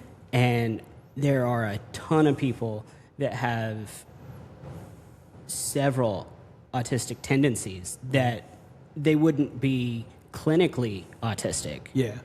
But still suffer from a lot of these very common traits. And my girlfriend, she works in public health, and she's done a lot of research stuff around mostly kids. She worked in child fatality for a long time. And so basically any case of a child death in Tennessee, she looked at. Wow. Which I think she was I want to say it was pretty close to a decade that she did that. Man, that'd be tough. And talk about a career that will give you some massive burnout that you just can't come back from. Yeah. But now she works in suicide prevention. Oh, okay. And so she gets a lot of the, like, in-depth details and information and data on all these things. And so we have tons of conversations about autism and ADHD, any kind of mental differences. Yeah. Because that comes up a lot when you're dealing with suicide, especially in youth. And so I've gotten to understand a lot of these autistic tendencies. And her daughter is absolutely amazing and has a lot of autistic tendencies. And so we're probably going to end up getting her evaluated and things like that. But she is absolutely brilliant. She's 16. She's straight A college student right now. Nice. And like on paper, you would never expect like this kid's perfect, does everything right on paper. And then you see some of the things that she can't grasp and understand and struggles with, and especially when it comes to like sensitivity to different stimuli and things like that. And talking about like the detour thing, like if you have to change plans for the day, even just a little bit, like, hey, we were going to go do this and then go to Walmart. We're going to go to Walmart first and now do this. And like she really has to like control herself because she will have a full-on panic attack. And so you really have to kind of coach her through some of that stuff. She's gotten a lot better with age and learning how to deal with it, but those feelings still, like, if something changes instantly, she is full of anxiety and fear, and so she has a lot of these tendencies. And I look around in our music community, and autistic tendencies are everywhere. And I'm personally convinced that our creativity and our ability to like really connect with our passions and especially music and sound and being able to mold that is something that is part of kind of that mentally being different. Like most people can't have and understand that on a level that we can. And we just happen to be awkward sometimes about it. But I absolutely get fascinated. There was a young gentleman that moved here. So when I first, I don't know, I was teaching drums back in a smaller community, right? And there was a gentleman that wanted to play drums, but he hated loud noises. Absolutely couldn't stand it. And his mom was like, hey, what do you think? And I was like, well, does he like stuff in his ears, like earplugs? And she's like, no. And I said, well, get him some gun cannons. Let him crack the drums. Well, I did that, and then they moved here, and there was a drummer that I get to see, and I've been wanting to hang out with him, but we just, our schedules don't like, so we only ever see each other at the drum show with Landon's thing. And his name's Keith, and he was like, he does a lot of marching stuff. He's like, dude, he goes, it was amazing what you did for him, because when he came here, I would have had no idea to do that for him. He's like, you got him to put those on and got to play. And he went through, I think he went through high school on the marching band and everything. And it was just a simple, put the headphones on, man. And he was comfortable. And so that was cool hearing somebody that's way above my education level to say, I would have been like, I don't know what to do with this individual. What do I do? He's like, dude, you stepped in and now this kid loves the music. And I thought that was rad to bring that together. Because it's just simply just thinking about the picture, like how can I help this person without getting frustrated? You know, like when I used to coach wrestling, man, it was funny. I'd had people get mad because I may teach you a double leg takedown differently than what you're doing it. And I remember some coaches, because like I wasn't the normal looking kid, you know, dreadlocks and a beard. They used to call me Fat Jesus, the kids did. I thought it was hilarious. And I remember this coach got really mad. I was telling this kid to do an ankle pick, and he was like, Garza, what are you doing? Like, I was like, dude, it worked. And he was like, it doesn't matter. And I was like, yeah. And I finally, we pulled my son out because he just didn't want to do it anymore. And I said, you know, man, just because of the way I look doesn't mean I don't know how to sport. Been doing this a long time. I've been doing it since I was a kid. My coach was an actual Olympic coach. I went to Olympic camps. He's like, I gotta do the way you, and I knew what he was thinking because I tattooed, ears pierced, you know. And it's so sad that we judge people like that. But, you know, I tell people like, this person may learn different than what you learn. So why does it matter if I can show them how to do it and they can get it done? Get over it. Why does he have to do it like you? He's not you. You know, that's the beauty of teaching, I think. If you can break it down, you may not do it the way I do it, but if I can break it down for you to understand it. And so that was cool. Like I remember taking a group of people that had the autism, they would paint fire hydrants. And some of them didn't understand, you know, that paint was everywhere, you know, but just certain breaking down the method of different ways for them to understand compared to this person. It was cool to see them. And once they got it, man, it was, you know, they're incredibly smart people. Oh, absolutely. Like it's amazing what they can do. So and again, talking about you know, my girlfriend's daughter, like the number of things that like once we sat down and I talk to her and listen to learn, and I'm actually absorbing what she's saying rather than trying to brute force a fix. The problem is almost never what it looks like. Yeah. It's something. It's a little piece of something that's missing, and it's just like, oh, okay, well, think about it like this, and then she's like, oh, well, now I get it. Yeah. Yeah. And it's super simple. And if you try to approach an issue the way you would approach it for yourself, you're not even having the same conversation. Yeah. And it takes a minute to step back and be like, okay, what's the actual problem that we're trying to deal with here? Because it's not this. Yeah. This is just the symptom that's obvious. Yeah. And being able, like that, having that skill to deal with any person, regardless, is fantastic. When I have, my daughter is, my youngest, she's 7. She's no autistic son, nothing like that. But the patience that I have, and like, I can sit and explain to her, like, hey, I know you really want this toy. I got to stay home with you a lot more this last week, so now I don't have as much money as I normally would. Yeah. So let's wait till next week and then talk about it. That's cool. And I can actually have a conversation and explain things to her, and she's like, oh, so we can talk about it next week? I'm like, yeah, absolutely. That's cool. And then vice versa, if she's like, well, I really want this, and I'm afraid it's not going to be here. I was like, okay, well, we have the internet, and I can go ahead and jump online and put it in my cart. That's cool. And then next week, I'll let you hit the button, and you'll know it's coming. That's cool. And she's like, Yeah. cool. She had a real big problem of wanting to talk to me and interrupting when I'm in the middle of a conversation. And so I told her, and this one blows my mind. Told her one time, I was like, hey, if I stop talking and talk to you, I can't remember what I was talking about, and then I never get to say that. Mm-hmm. And if you don't get to tell me what you want to tell me, you're not going to feel good about that. So if I can't tell them what I want to tell them, I don't feel good about that. Yeah. So come up and just put your hand on my arm, and then I know, and then as soon as I get to a stopping point, I can look at you, talk to you, and then everybody's happy. Yeah. Instantly. Like, never again. Yeah. She never interrupted again. That's cool.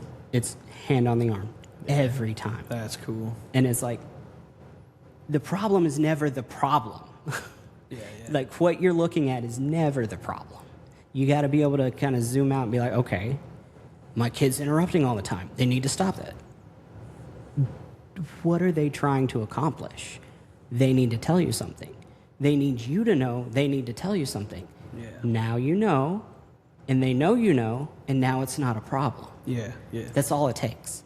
And learning that by being a dad and dealing with completely different, all 4 of the kids are completely different. Like, not even remotely in the same stratosphere as each other. Yeah. And it's like, I can take this and deal with everybody the same way. That's cool. And it works amazing. Yeah. And so I really have a lot of respect for you for working with autistic kids. Yeah. And being able to, like, it can be really hard to take that step back and be like, okay, let's figure this out, because this isn't working. Yeah. So definitely a lot of respect for you for appreciate that. that. Thank And Yeah, seriously. I mean, I can't say enough about how amazing some of those individuals are, and the creativity, the intelligence. It just looks different. Mm-hmm. Yeah. So, yeah, that's my whole tirade about that. Right. I really wanted my pleasure, to man. get in. That it's one of those things you brought it up, and I really wanted to nerd out and geek out about it. Yeah, absolutely, So, man. We should probably start wrapping up. I know Brian's got to get to some work point, and go yeah. do the thing. you did mention D&D. Are you an active player? Yeah, man, we play every Wednesday. Oh, that's awesome. Every Wednesday. So That's awesome. when I was younger, obviously in Boy Scouts, the older kids played, and I struggled in school learning. My learning is not the easiest, so they were like, yeah, we ain't got to teach you. And I was like, cool, whatever. About 2 years ago at the Gamekeep over in Hermitage. Shout out to them. Great store. By the way. Yeah. So I went in with my buddy Garrett Devon. He's another artist I work with. He's called the Painted Gentleman. He's a pretty cool dude. I met this guy named Nick. That they have a bunch of DMs doing their thing. That's a Dungeon Master thing. And so I was like, I'm new. I have no clue what I'm doing. This is the new table. It's been interesting because we've had to let people go because some people have been playing since it started and they would just like get really angry because it's not the way we're doing it. And he's like, that's how I'm doing it. We're learning. And now we've moved, which is kind of cool because it was really loud in there because you got so many tables. Mm-hmm. Everybody's like, and it was really hard to focus for me because it's so loud. And it's funny because I am a drummer, but I don't like loud noises. I'm very protective of my hearing. So there's a gentleman, we actually have a really good crew. We've been doing it for 2 years. We're getting ready to wrap up this campaign, I think, here soon, and then start a new one. So it was interesting. I'm a little dwarf fighter. My name is Toby. It's kind of fun. Yeah.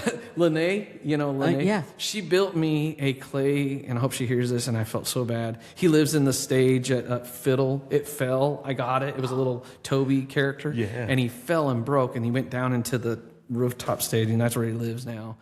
So I was devastated. Yeah. I texted her and said, I'm so sorry.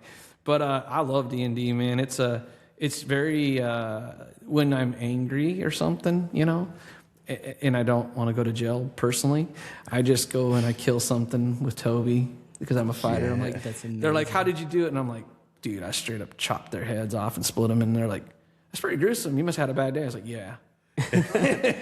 So I play most Wednesdays. Lately, schedules have been kind of up in the air, so it's probably averaged out to every other. But for the last 3 years, probably, It's been almost every Wednesday, or at least every week. And I'm the DM. Oh, cool. And so we play with my girlfriend, her oldest, the one that I've been talking about. And then when I was teaching drums right after or during my divorce, really, one of the students, I became really good friends with her mom. And so she plays, and then her 3 kids play. Dang. And so it's a bunch of kids, and it's insane and so much fun. Do you play, Brian? Oh, I'm trying to get him in. That's my biggest We're issue. this close. Close. This is so unfortunate. Like, I want to, and I've wanted to for a while. Okay. now. Yeah, for D&D, and I never played formally. There was one thing I sat in on, but it wasn't like an actual campaign. It was one of those like, hey, all the friends are together for one night. One guy, like a one shot, can do a DM, and so it wasn't really a thing. But I thought it was really cool, and I know that it takes time. It takes time to create a character, and that is a lot of. So I have to learn how to expand my imagination to develop a character. But I want to do this so bad with friends, and then I also never had friends who played, so it was really never a thing growing up. And but I would like to now. Finding the time would be kind of tough, but I'm up for it. Okay. And Bobby and I have been talking about it, and my girlfriend wants to play also. Like, she's in a similar boat where like she always wanted to, but we never really had the opportunity to growing up. So I am like on the brink of getting. Okay. It will happen. I'm putting it out there into the universe now. Yeah. We are going to start a game, and yes, this is going to happen soon. Yeah. And on Wednesdays I play, so it's perfect with Troy because I get done at 2. Yeah. And then it's like I go home, chill for a little bit, and go. But if I have to take a gig, I'm like, oh man, But we've missed a few, but because of the DM is busy. But it's cool, man. Like, just I don't know if I could DM it. It's a lot. What he's doing, writing down stat. I mean, it's insane. I'm definitely not at that level, but I like playing it. It's fun. Yeah. Do you play Baldur's Gate? Mm-hmm. Oh, sweet. Yeah, so many hours. Do you play Baldur's Gate? Do you play video games? No, I mean, cool. I used to when I was younger. So I never upgraded my consoles. So after I had a PS1, and then I had a Sega Genesis that I grew up with, and that was my favorite ever. And what happened was the technology was evolving around what I loved, and then there was nothing compatible like for the Sega Genesis essentially. Yeah. So, and then more consoles just kept coming out and being introduced, and they just kept costing more. And I stopped after a PS2, and I was like, "This no way, stop this already!" Like, come on. So Yeah, that makes sense. So yeah. cool. I'm definitely a gamer. I'm bummed out right now because I don't have a game I'm really into. Okay. And I'm waiting on Resident Evil. Okay. Nice. I need Resident Evil like now. Okay. I'm waiting for the new Hellraiser. Oh, that one. It looks Normally crazy. that's not my thing. I've never been a fan of horror movies, Okay. and so most of the games based on horror movies, I just kind of glance at. But that one looks really legit. Yeah. So I don't play a ton. I mean, it just depends on my mood. But if I have an off day and I'm just bored, I'm either Baldur's Gate or the Ghost of Yote is a cool one. Mm-hmm. That's a beautiful Japanese. Yeah, so just kind of play around. My girlfriend plays, and lately we've been playing a lot of 7 Days to Die. I've not heard of that. It's survival, crafting. Have you ever played Ark? I have not, but my buddy Nick just showed it to me, I think, on his Xbox, I think. So same kind of concept of survival and crafting, building bases, that kind of thing, and then zombies. Oh, nice. So it's a lot of fun scavenging through old stores, and hordes of zombies come up, and Whoa. That's crazy. you can definitely log a lot of hours into it and not realize what time it is. It's that kind of Yeah. I just want to be able to craft this. Once I get this, I'll go to bed. 8 hours later, you're like, I have a helicopter now. Yeah. Nice, dude. That's funny. That's cool. I like watching gaming content on YouTube. Okay. It's like I don't have time to do it, but I have time to watch other people do it. Yeah. And there's one, because I'm so bad at the world of gaming that I don't even know some of the names of the games, but like one of them is like an assassin game, and you're just watching Assassin's Creed? No, it's literally as soon as we leave, I'm gonna remember what it is. We'll put it up on socials. Yeah. It's like you're a bald guy. You're a bald guy. Oh, Hitman. Hitman, that's it. yep. Okay, Yes, I was gonna say, that sounds like it, yeah. And then there's another game where you're basically breaking into houses and stealing stuff, and you kind of just run this underground crime thing where you're basically a burglar, and that's the game. And one guy has it's like fall asleep to this, so it's a little bit like of like an ASMR voiceover over what is, because like if the house alarm goes off, then the police are after you. Like, it's kind of a tense game also. So like you hear the house alarm go off, and he's like, well, crap, I just messed that one up, and I'll have to return that TV, I guess. Oh, well, the police are after me. I'll find my dumpster. And sorry, it got loud there for a second. And my stars are gone. Okay, I guess I'm back at. Like, it's super calming. It's really fun, yeah. And the game interface is fun and entertaining to watch, yeah. Hilarious. Yeah. Wow. If this music thing doesn't work out, I think I know what you should do. It's like, man. I'll just have to narrate other people playing is the only thing. Yeah. Hey, joint venture. I'll play, Fine, you perfect. narrate. And it'll be even better if you're completely ignorant about what I'm doing. Yeah. It would be terrible if it was a horror game, because I would be super jumpy and not calm or anything. Yeah. We love horror at our house, man. Oh, do you really? Okay. Yeah. I can't do the jump scares. I don't do. What are your favorite horror films? I have a handful of horror that.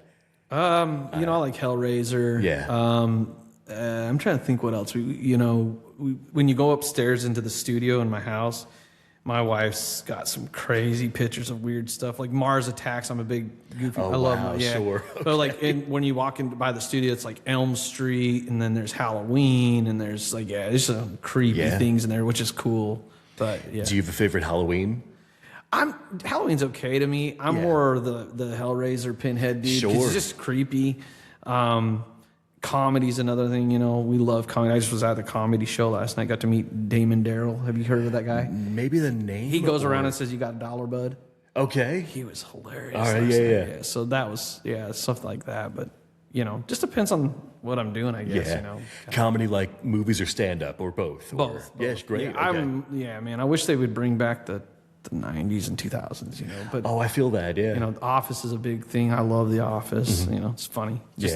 Anything that make you laugh, That's Sure. That's what's fun to me. So, yeah. I get it. Yeah, man. Yeah. Oh, man, I'm big.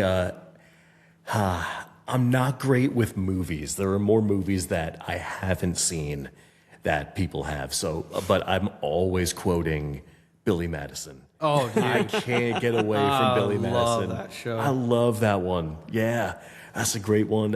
Happy Gilmore, man. When I was a kid, man. We ran with that thing. I won't watch the second one. Yeah, I heard it's not good. I'm just not going to ruin it. So I get it. Yeah, there was a second Zoolander. Really? Oh, like I don't think I knew that. it was so bad. So that was one of you know what that was. I think it was an earlier direct to streaming title. Oh, okay.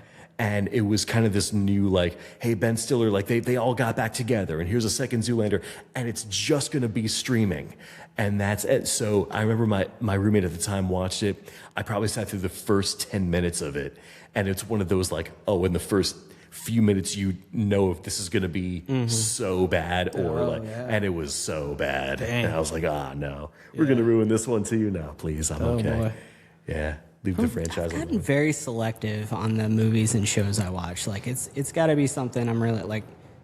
I'll very rarely just look at a movie and be like, "Oh, this looks interesting." Yeah. I have to know I want to watch it before I watch Yeah. it. Yeah. I'm a huge Star Wars fan.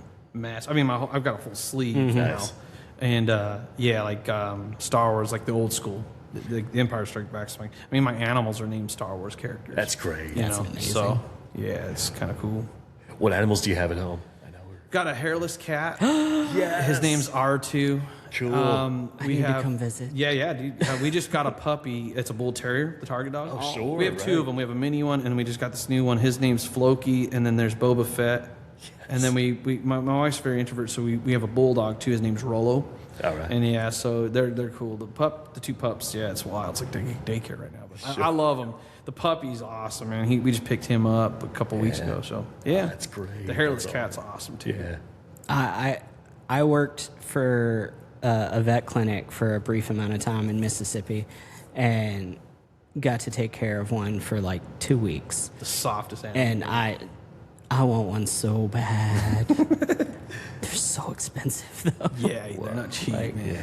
And they're unique enough where you don't just find one to They're rescue. they're not like a regular cat. They're literally like a dog. You can regular cats are like, I'm good. If I want you to pet me, I'll let you. No, man, I can R2, come here, and he'll run right up to you, and he wants you to play. Like I've heard stories with you don't around them a lot, they actually get depressed and pass away. Whoa. So they need the interaction. Yeah. So he's in if you come over, which I'll have you guys over to check out the studio, but Yeah, that'd be absolutely, man, amazing. he'll be in your business. He won't oh, sweet new people, and it's like, that's not yours. He's like, I don't care. It is mine now. Yeah. He's very into your business. So yeah. Yeah, I definitely want to come visit. I want to check out the studio. Yeah. I could pick your brain for days about studio.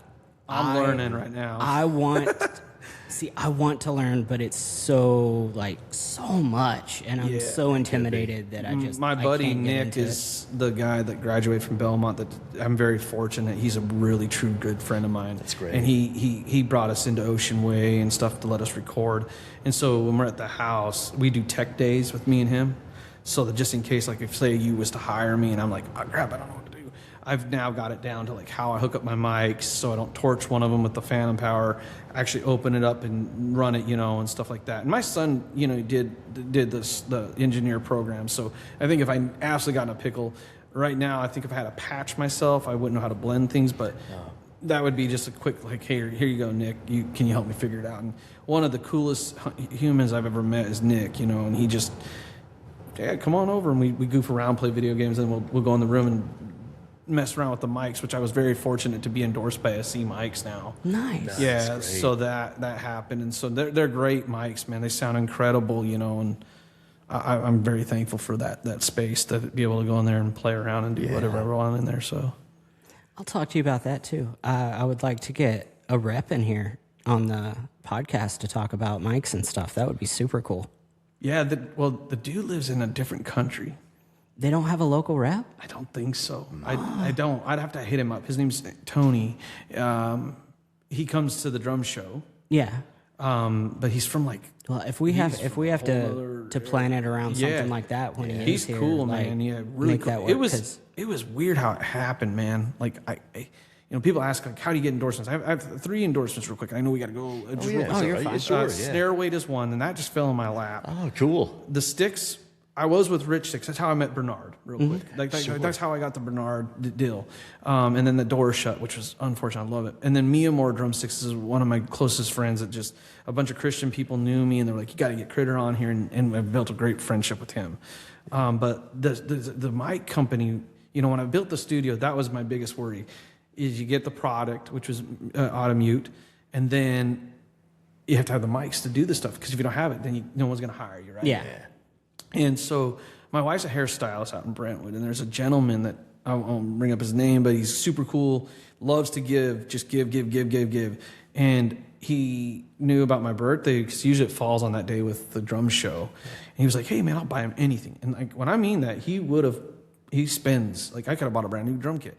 I don't do that with people. I don't like when people do that to me. So he came in. I was already looking at the mics. I was talking to Heather. We were trying to figure out if we could afford them.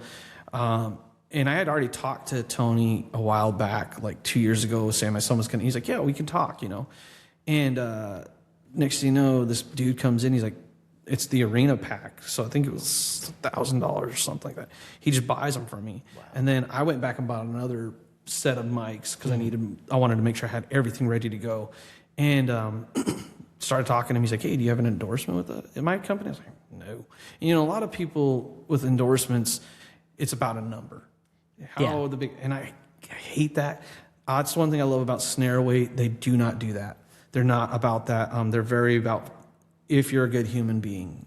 And I mean, they've had people reach out to them that are really big name people, and they won't sign them unless one of us that's representing them will vouch for that person. Yeah, sure. And but yeah, like I was shocked. Like next, I'm getting a contract. I'm like, this is insane. So me and Nick did some really cool videos, and we're gonna do some stuff with the mics, like demonstrating things of what they do. But I was very blessed because, they've got some huge names on there, like Ray Luzier from Korn. Wow, yeah. And I'm thinking, I'm a nobody, but this is impressive. And that's what I think is really cool. Like when I met Bernard, he came here, and a buddy of mine, real quick, and then I'll wrap this up. Oh, no, you're good. There was a friend of mine that wanted a record of Bernard's. It was the Asian album. He wanted him to sign it. And he was like, hey, do you know if Bernard's ever going to be in town? And Bernard's 86, man. He's, from New York, moved to the Carolinas. Then he moved back to New York because he loves music. And I was like, I can ask. So I called his wife, and I called him, and she answered, said, hey, we're in town. Volpek is here. He's playing with Volpek. Yeah. I was like, that's crazy. Okay, cool. And so I was like, she goes, what are you doing tonight? I said, I just got done with the show. I said, how much is to come into the show? Because it was Corey Wong. They were doing the big seminary. And I was like, how much is it? And she goes, no, you're VIP. You will be on my guest list. Like, we love you. Now, Bernard's wife, they don't, a lot of people try to tag and do things with Bernard. She'll put you in your place. So for some reason, they just love me. It's the weirdest thing. Yeah. I've built a great relationship with Bernard. And so I go call my friends, like, dude, I can get you the album signed. Like, you got to come with me to meet him. He's like, I'm playing at Scoreboards. I was like, bro, don't do the show. Come with me. And he wouldn't do it. And so when I walked in, here's Nate Smith. Here's all the heavy hitters. They're all talking. Yeah. And one thing that I will say that I love about Bernard, because you all know who Bernard is, he's the GOAT. He just, as they're talking, I walk in, he stopped, he goes, Brandon, how are you? And gave me a big hug, and everybody's looking at me like, who the heck are you? And that's why I respect the man. He doesn't care about what level you are. If he truly cares about you, he will stop what he's doing and make sure that you are welcomed. Yeah. And so that meant the world to me, man. That's what I love about that man. You know, I don't abuse it. You know, I call him. Yeah. Like I remember people like, oh, you don't know Bernard. And one time I said that, he said FaceTime me, and I did, and the guy's face was like, holy crap. He's like, yeah, I know Brandon. You know, and then so that was a blessing. I really love that family. Good people. That's so cool. Yeah. Well, I'm gonna listen to so much Steely Dan on the way in, into town after this. That's so cool. He's a cool dude. Wow. So. So I've never met him, and he's done a lot of stuff in like the northern New Jersey area, even giving lessons and stuff. And so this is a friend of a friend's story, but you know Nick Ryan. Yeah, Nick Ryan's a good friend. I don't know if you ever met Nick. No. Maybe. Okay. Yeah. We played. Fantastic human. You would absolutely. I might know him, but I just don't remember the name. But That's okay. Yeah. So this is before I started playing with him, but he was doing a charity show with old bandmates of his and everything, and his band is going on before Bernard Purdie is set to kind of come out, maybe do his thing, or I forgot what involvement he had, but. Basically, he was off to the stage as Nick's band is wrapping up. And I know that this is more of his story to tell, but his band comes off stage, and I know his drummer at the time, personally. So basically, he crossed paths with Bernard and says, like, hey, I'm such a huge fan. Bernard extends his hand, there's a handshake, and he basically goes, you need to get back with a metronome. the way I would have sold Yes. everything I own. Like we're talking Facebook Marketplace that night. Ooh. Like everything must go. I'll give my kid away at that point. Like that's what Bernard said. Yeah. Dude, I've seen him like stop kids like that are just ripping and be like 2 and 4. Yeah. You're going to keep a gig, 2 and 4. Yeah. And I don't, like, when we got to meet him, man, I brought a buddy that had no clue who Bernard was. It was at a school in Minnesota.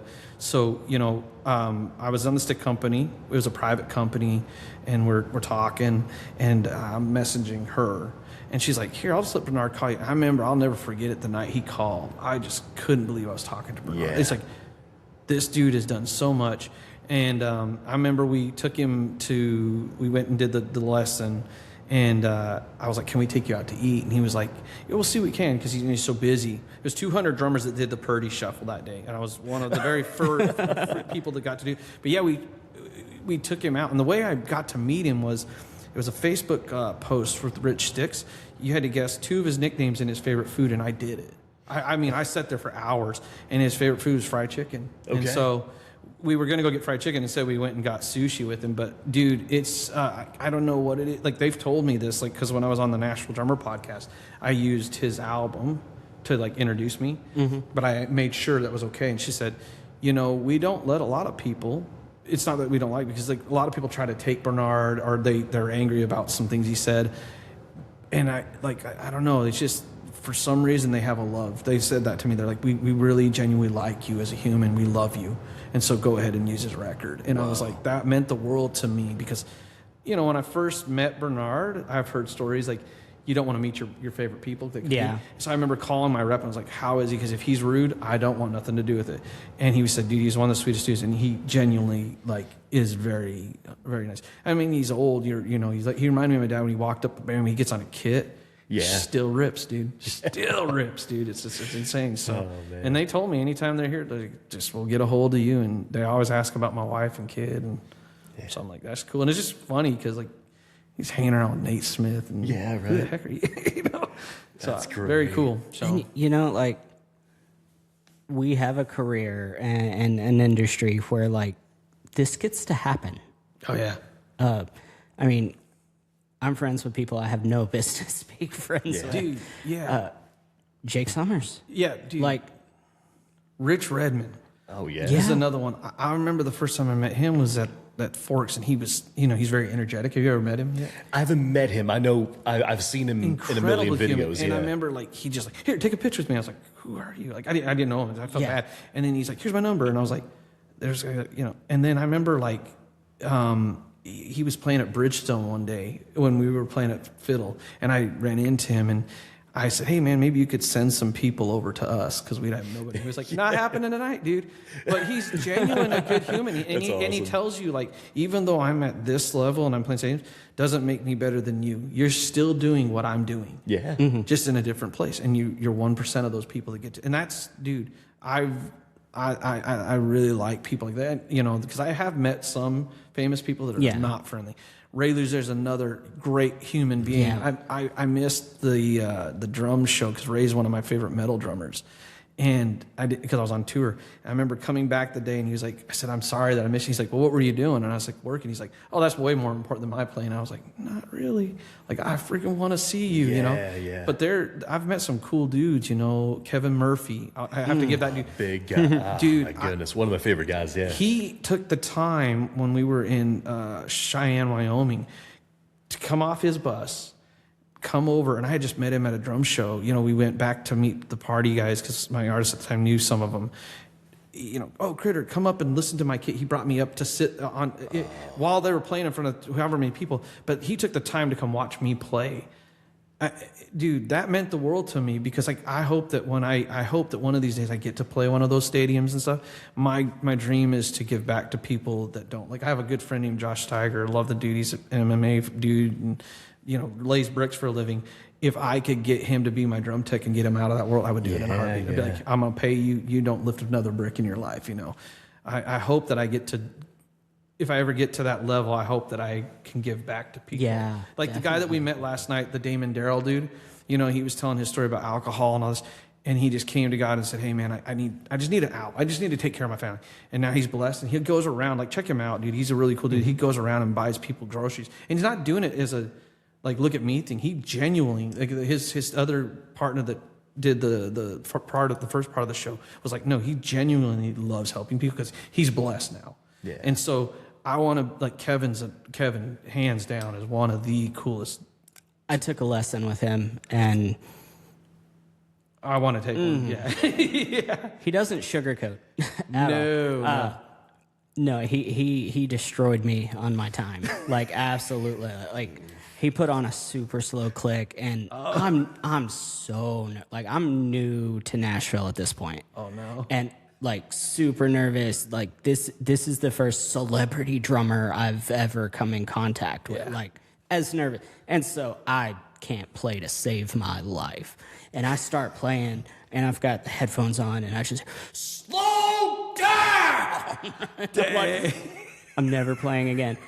And then he tells me this big, long story about he was having an off night playing, and he looks over, and Steve Gadd's at the side of the stage. And he gets off stage, and he goes up, and he says hi. He's like, man, I'm sorry you had to see me on and off, blah, blah, blah, blah. And Steve goes, man, you're working, I'm not. You're the better player right now. Wow. And that's something I've carried with me, like, ever since. Cool. It's like, when you're playing drums, when you're on stage, you're working, like, you're there. Like, that's cool. You might be a part of, like, the top 1% because you can make a living, but when you're playing, it's such a small fraction of that are currently playing. That's cool. Wow. And just perspective, man. But dude, he tore me up on time. I heard he's like one of the he's like the OG here. Like when Broadway was nothing, like him, Rich Redmond, the dudes are like the like, I don't know what you want to call OG people. Yeah. Because I've heard some cool. There's another dude that floats around on Broadway, Tom Hurts. Oh yeah. Oh yeah. It sounds dude, great. I like that guy. He's so incredible. And he was like, yeah, dude. He's like, I know these dudes. They're legit. They won't like, oh yeah, you're doing a good job. They will tell you, hey, fix it. And I want people to do that too, because it's just going to help me get better. You know. Yeah. No, I say all the time, like, we don't suck on purpose. If we are doing something wrong, we're either trying to fix it or don't know that we should be trying to fix it. I think I've said before, it's like my mentality is I didn't wake up thinking I'm going to throw the gig today. Yeah, right. It's going to ruin it for everybody. Yeah. That's now, I mean, I am petty enough to where that's not out of the question.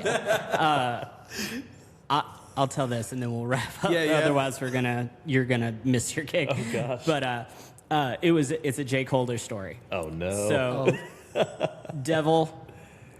Yeah. No, like, I swear I would play it faster and faster and faster, and it was never fast enough. Every time he's like, dude, you have to go faster.